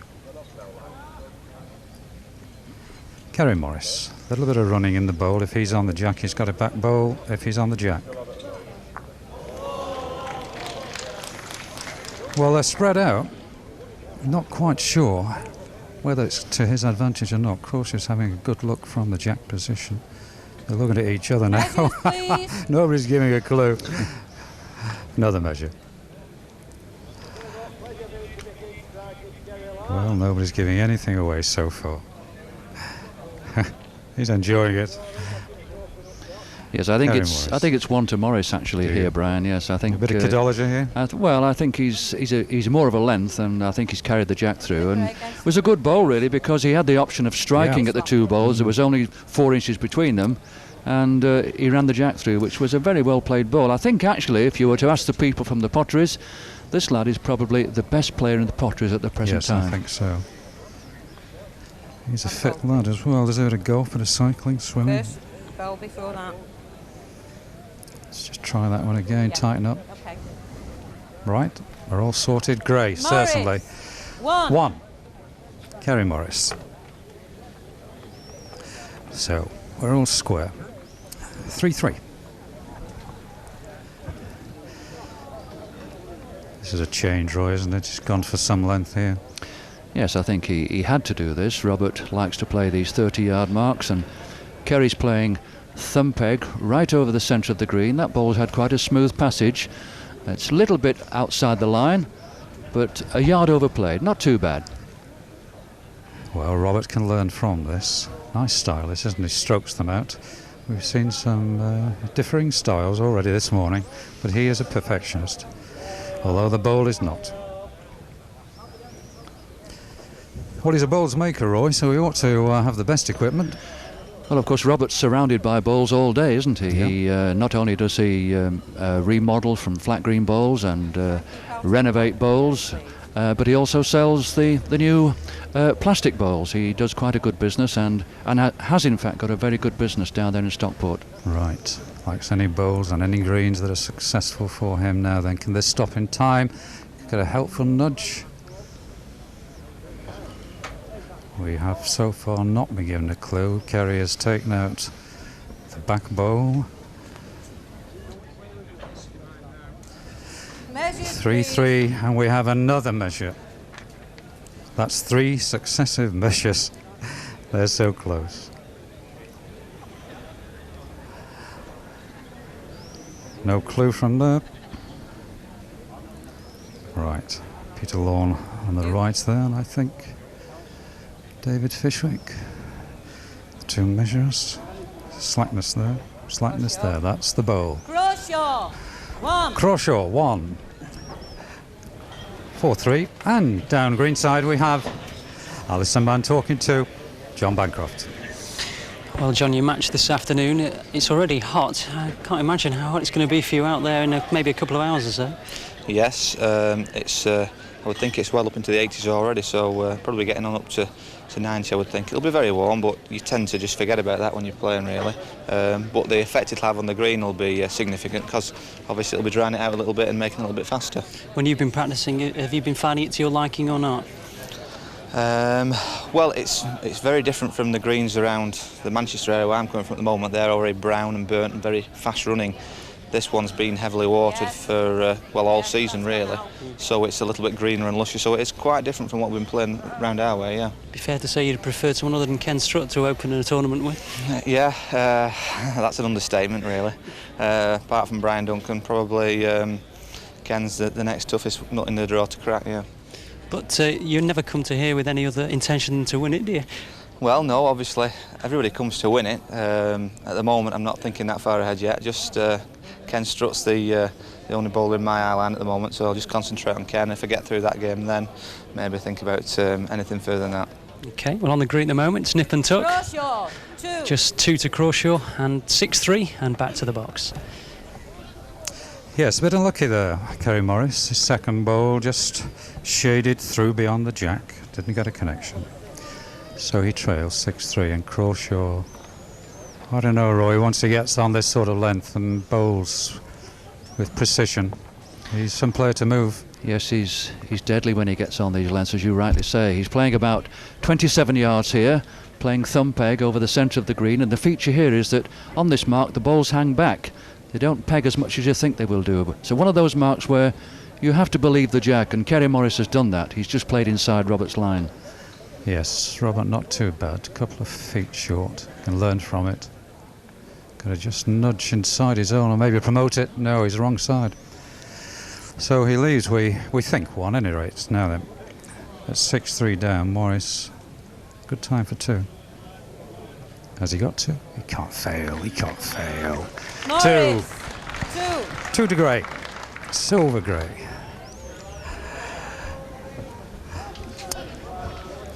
5-6. Kerry Morris setting the mark, and it's cat and mouse stuff, isn't it? This one lengthens, this one goes a long, long way across the green. Will the jack stay on? Oh, gosh. Well, anything beyond that is off. Well, that's 2 foot from the ditch.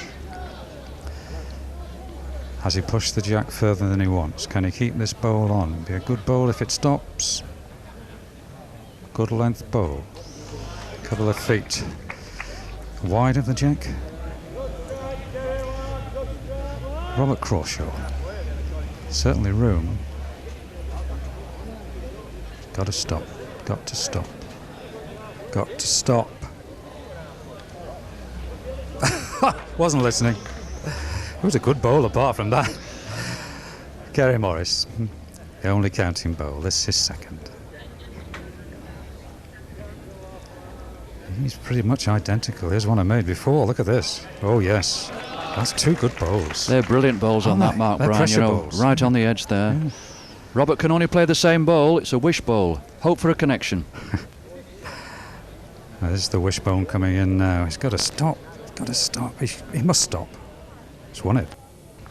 It's won it. We'll just wait for Robert to arrive, but it does look so that final bowl has sorted it. Yes. 1. What a good bowl. Nice little gap again. Only 2, but he's in the driving seat. Yes, you can only do those kind of things when you're in form. Oh, yes. It's confidence that enables you to do that. And Robert now is playing thumb peg, round peg, the bias towards the ditch. I think now he's going for the mark that he's used so successfully in the past on this green. He's going for the position where he used this mark when he got to the final of the Talbot Championship, where he was defeated by Norman Fletcher. Well, that is a good lead on that mark. There's all sorts of danger. Drifting topside or cutting back. Cutting now. Cutting back now. Just behind the lead bowl. Always the danger. So Robert, good chance for 2. Same ball. Strokes it out. Ultra cautious. Now the danger is that it cuts and cuts. He's done it. Oh, no, he's not. No. Just holds one. So we have to go that little bit wider. A little bit more running. And I hope the peg will now work towards the jack, but through with pace.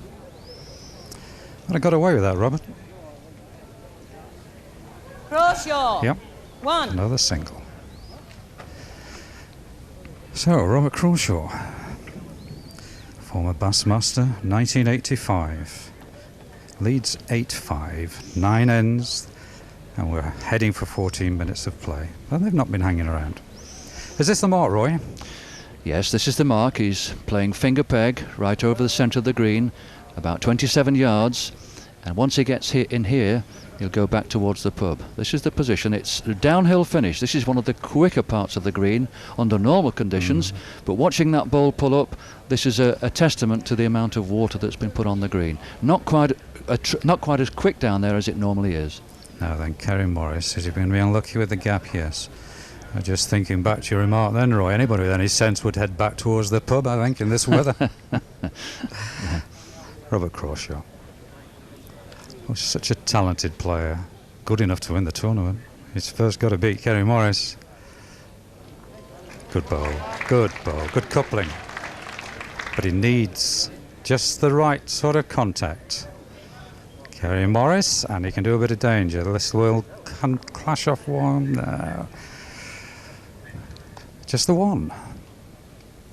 Well, he saved. But it's still Crawshaw. 3 successive singles. But the gap widens. 9-5. Robert Crawshaw. In good form because he just won the John Willie Lees Open at the Success of the Plough. Rochdale, 31-29, beat an old friend of ours, Roy Mark Tinning, who had a game to remember against John Gurney. Do you remember that one? That was a lot of fun, wasn't it? Mark Tinning, yeah. In the Bass. Yeah, that's right, yeah. Robert's playing finger peg here, 28 yards. Not quite on the mark that he used before, and when I was talking to him last week, I asked him whether he was going to use this mark, and he was a bit reluctant to tell me much about it. I mean, yes. All that he said was it's a mark where the players tend to give the ball a little bit to do, and it won't do it. Oh. No, you're We just need this is a the length. geography at the moment, yes. So Crawshaw. A good lead, disturbed. So put another one there again. Hit that. Has he hit it enough? Is it one? Is it two? It's one. Only one. Have a look. Yeah. Yes, definitely one. Put that down rather gently. I thought the strike might have been on, but he just wants to get the jack. Oh, he's unlucky. What has he left? What has he done? Unlucky. He is unlucky. When they say it's unlucky, it means two. Two. Yeah, he was so unlucky. 1, 2, 3, 4, 5 points successively. 3 singles and a double. Robert Crawshaw, 11-5 the advantage. Getting to the marks he wants. Playing the game he wants and playing with some precision. Yes, Kerry Morris on 3 occasions, Brian, has tried just to play through. Yeah. Tried to play about 5 yards through, but it's one of the most difficult shots in the game to play. Each time he's been unsuccessful on that last occasion. As Mary Ashcroft said, very unlucky. Very unlucky. And on this green, Roy, where there are 1 or 2 bumps, it's extra difficult, I would have thought, to play that particular shot. That's right, yes. I think on a couple of occasions he would have been better to have a real full-blooded strike. Yeah, otherwise you're down to luck, aren't you? And if your luck's not in, then you've got problems. Robert Crawshaw wanting to add to those problems. That's all right. That's all right. Kerry Morris. Now then, racing after it, likes it. But is he going to count? Can that just stop in time? Oh! It's when you begin to think, isn't it? Maybe Crawshaw. it's not your day. 1 to Crawshaw. 5 successive winning ends to go from 6-5 to 12-5. And he's on his mark. And he's bowling well, with some precision leads, and looking quite a handful. Robert Crawshaw in the driving seat against Kerry Morris. And the bookmakers were very well aware. The temperature rising here in more ways than one. Bob Crawshaw really turning up the heat. We'll let you know how this game concludes this afternoon. Let's get up to date with the first session here at the Bass. Kelly beating Bevington 21-6. Irene Reardon, a winner last year, going out. Duncan and Glyn Cookson, the 2 favourites, both through. So we're back at 2:20 this afternoon with John Bancroft against Ken Strutt. Join us then. Bye-bye for now. Crown Green Bowls number 1 Brian Duncan cruised through his opening round match of this year's Bass Masters to set up a classic showdown with the defending champion Glyn Cookson. Cookson's experience saw him through against the youngest player in the tournament, Gary Ellis, joining this morning's other winners in the next round, including Bob Crawshaw, who was never in any great danger against Kerry Morris and played an absolute wonder bowl to finish it off in style. Now Robert Crawshaw, 2015, been in the driving seat all the way. He's reaching up. 2010. I think he knows it's against him, Roy, and he's trying to nudge his own. Aye, they shout, he's got something. Oh! He did, he took it through, but he ran the jack. We have a handshake. Oh, what a finish. Brilliant stuff. What a great comeback from Kerry Morris. Robert Crawshaw, look the goods. He wins 21-15. Yes, welcome back to the Bass Masters 95. Rob Crawshaw really shining in the sun this morning, as indeed did Brian Duncan and Glyn Cookson. But out there at the moment, probably the pick of the first round matches between John Bancroft. He's won the Bass Masters on a couple of occasions. John wearing a natty piece of headgear this afternoon, and trailing against his opponent Ken Strutt, who was actually runner-up in the very first Bass Masters back in 1982. So it's a real nip and tuck as we look at the scoreboard. They've been neck and neck all the way, but Ken Strutt has just opened up a 2 chalk margin, although John Bancroft won't let him get away. Let's join up again with Hugh Johns. Thanks, Elton, and you're quite right. It is absolutely a sweltering hot day here at the Rakes Hotel, and it's a really hot game of bowls that's going on down there. Many people reckon that this is almost the final, or could have been the final, as a first round match. There's been absolutely nothing in it, and some marvellous bowls being delivered. We've already played 17 ends of bowls, 24 chalks up on the board, and Ken Strutt has that slight edge at 13-11. John Bancroft tanking down after this bowl. John, the winner of the tournament twice in 86 and 90, and Ken Strutt, runner-up twice to Noel Burrows in 82, as Elton was saying, and the last time he's in the tournament, he was runner-up to John Bancroft in the final of 1991. Bancroft, 1. John Bancroft scoring a single, 12-13. Marvellous contrast in styles, Roy Armstrong, between these two bowlers. Yes, they're both well known to one another, having competed against each other on many occasions. John Bancroft has decided to take Ken Strutt right into the full corners. He's playing around 52 yards here, right through the centre of the green, and he's decided that this is his best chance. When Ken Strutt's got in, he's played his 35-yard round pegs, he's played down the sides of the green where it's smoother, but John certainly feels this is his best chance. A long way, and a little bit for this bowl to run yet. I think he's got a good one here. Run a bit more, just a fraction more. That's a beauty. Not only is it a long way, as you were saying, Roy, but if you look at this bowl coming up from Ken Strutt, for instance, comes up over the crown, it's taken all kinds of hops and bumps and bobbles on this green, which, although it looks very, very green, is very uneven, in fact, in many places. The watering that has been done to keep the green in some sort of condition has indeed produced quite a number of little bumps which sends the bowl off course at times. But these big running bowls of John Bancroft are certainly working for him at this end. Yes, that's 1 over. 1 under, 1 over, counting 2 at the moment. K Strutt with a lot to do. It's going out underneath. And that's a double for John Bancroft. So Bancroft in the lead.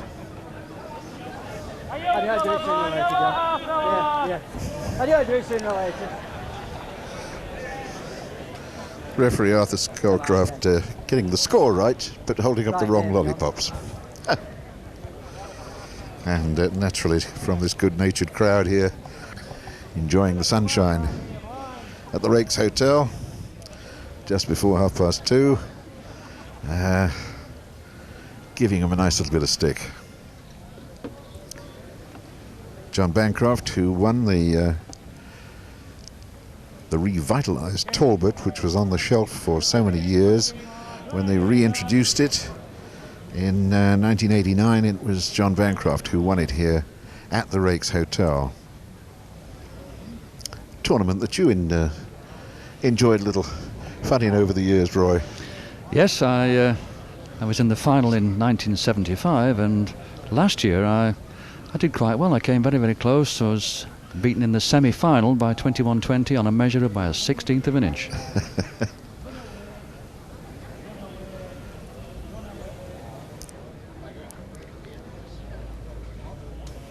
I think the crowd at lunchtime, I was down there talking with them, Hugh, and they were eagerly awaiting this clash. They saw this as the clash of the first round, and I know the players too were very, very keyed up for it, although K Strutt shows it in a much quieter way. Well, John Bancroft's got 2 there, and he's beginning to put the screws on Strutt. Well, we've got to leave it for a moment, but you're not going to miss very much. We'll still be here when you come back.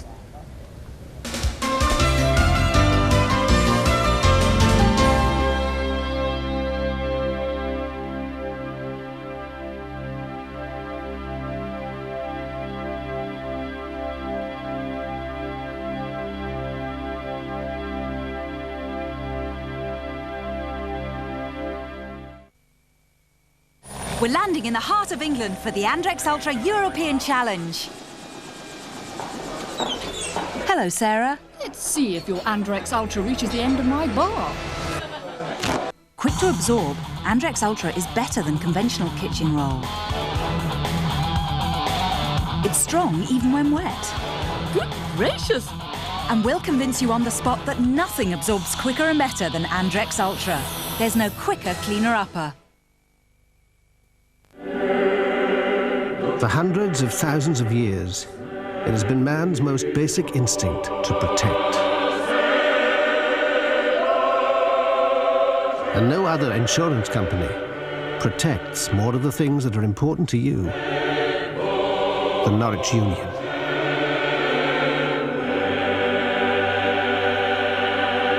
Norwich Union. No one protects more.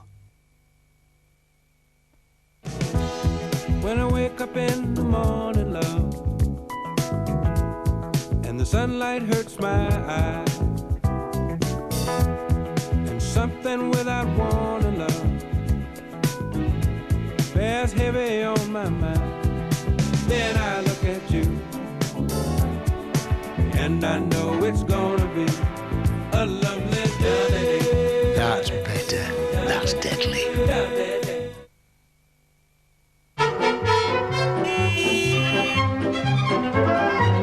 Play Esso Drive Time and you could win one of millions of prizes.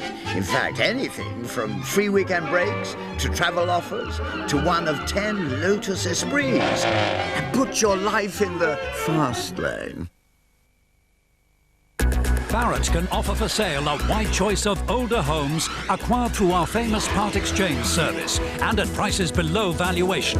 We call them Oakleaf Properties. Many come fully redecorated and include fitted carpets and up to £1,000 towards your buying expenses. And you can even part exchange. It all adds up to a great deal more from Barratt. For your free property guide, ring now on 0345 62 63 64.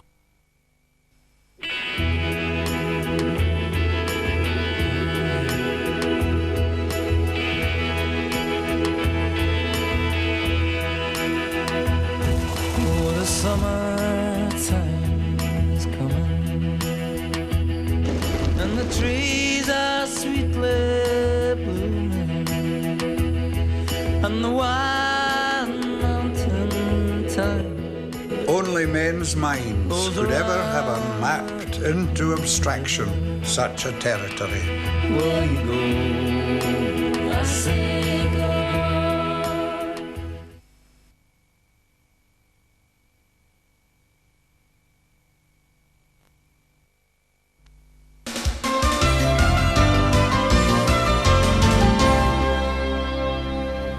Well, you've missed one end of bowls completed, just completing the second end while you were away, and it resulted in 2 twos.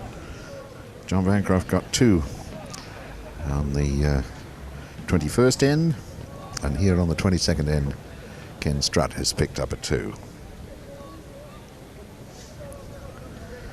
So Ken Strutt trailing by 3.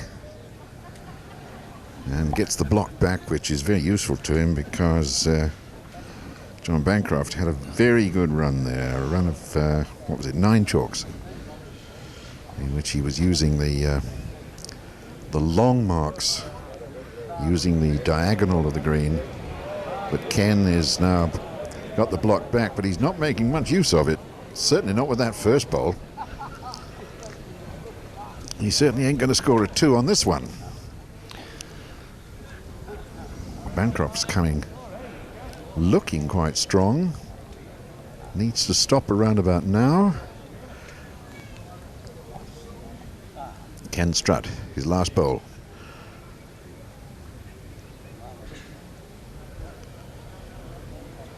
Running looks just about right. Yes, that's counting. So Bancroft with it all to do. Again, that bowl took a wicked little hop. Oh, it's gone.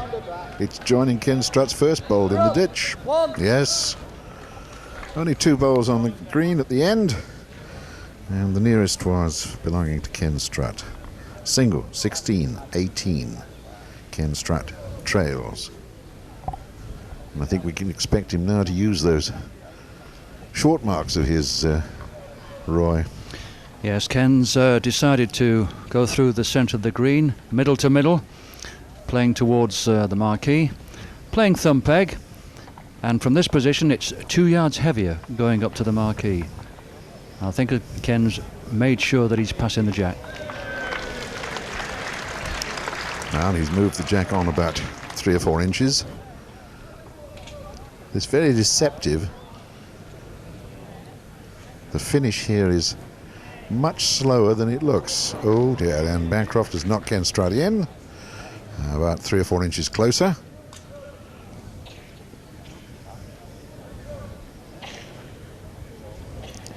Ken with a finger peg bowl, and the bias takes it away below the jack.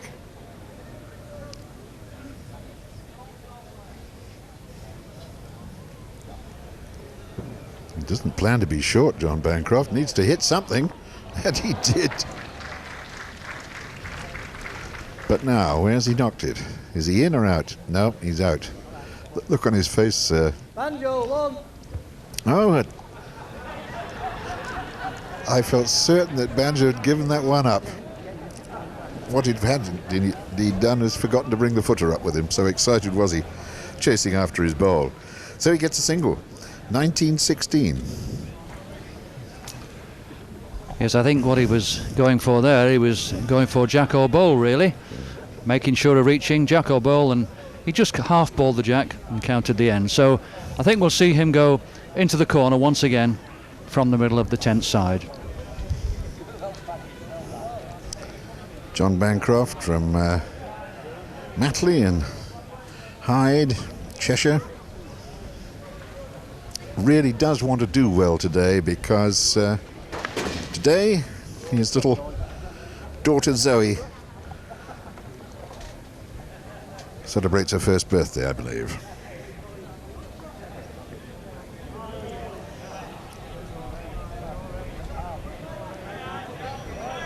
Oh, what a good lead. Well bowled, Banjo.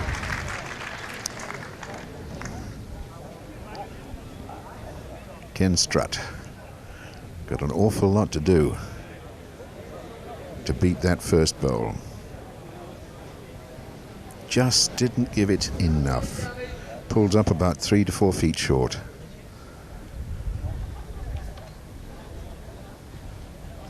John's bowls running well for him, Roy.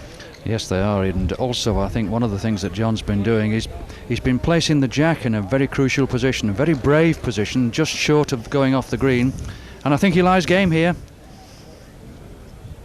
K Strutt. Could this be his last bowl in the tournament? It's got weight, and it's gone out, and it's all over. I'm certain of it. 2. John Bancroft takes out K Strutt with that double on the 25th end, 21-16. What a brilliant performance by John Bancroft. He was so wound up for this one. He really did want it. And I think the game has produced the quality of bowls that everybody was talking about this morning around the green here at the Rakes Hotel. They reckoned that this was going to be one of the matches of the tournament, and it turned out that way, Roy. Yes, it certainly did, and John's clenched fist salute to his pals over in the crowd said everything.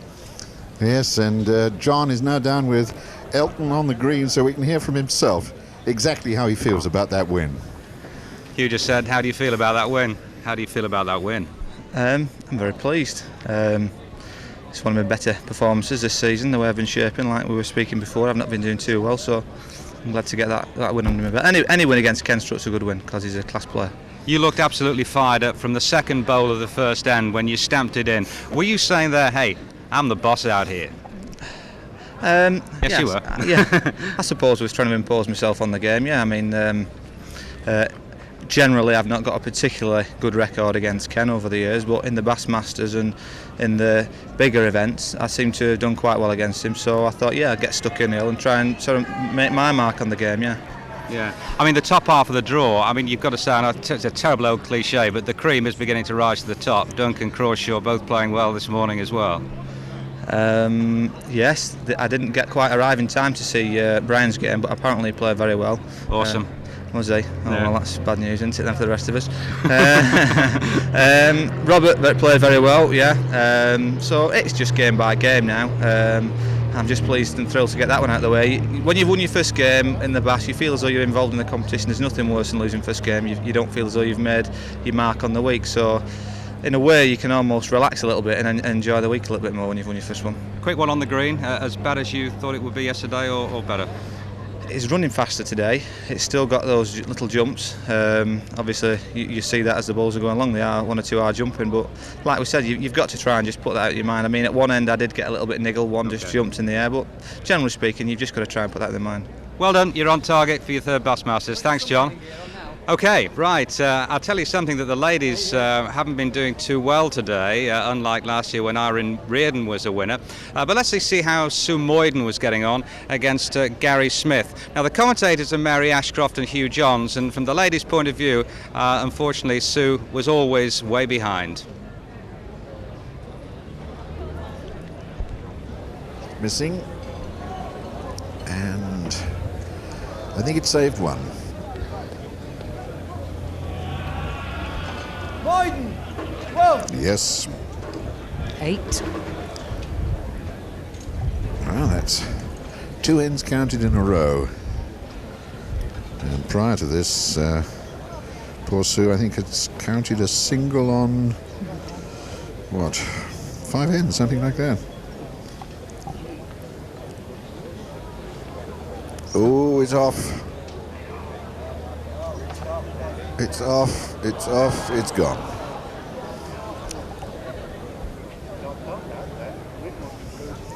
Sue, a Warwickshire County lady bowler with a lot of experience bowling in county games, some 13 years. But hasn't featured in any of the major prize-winning tournaments up in the in this area of Crown Bowls. Mostly confines herself to bowling in the Midlands area. They do come up to the north occasionally for the big handicaps. They'll come to the one that she won at Fleetwood, and I believe they do come to sort of the other seaside places as well when the camps are on. But they don't do as much what I term big bowling as our ladies do. Yes, she won the Wire Festival to qualify here, beating another Midlands bowler, in fact a county teammate, Debbie Williams, in the final. But she had a particularly successful semi-final win, didn't she, Mary? She certainly did. She played one of our top ladies from Cheshire, and she just held her nerve and just she dug in and really bowled well. That was win. Smith. It was Les Smith. Les Smith. Yeah. Yes. She was out at one stage of the game, but really dug in and played well at the end. Unlucky there, sending a block off. Yes, that's cost her one, might even have cost her 2. Smith! Yes, it has.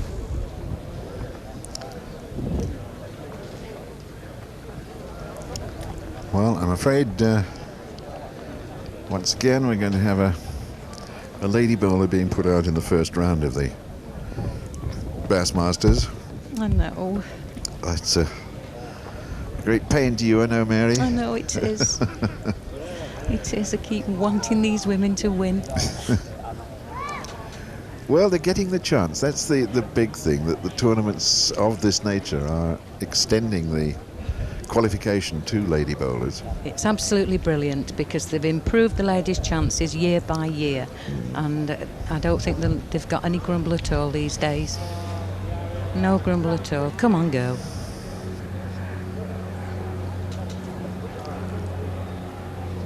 Well, at the moment, Sue has got 1 bowl left to continue her appearance in the 1995 Bassmasters.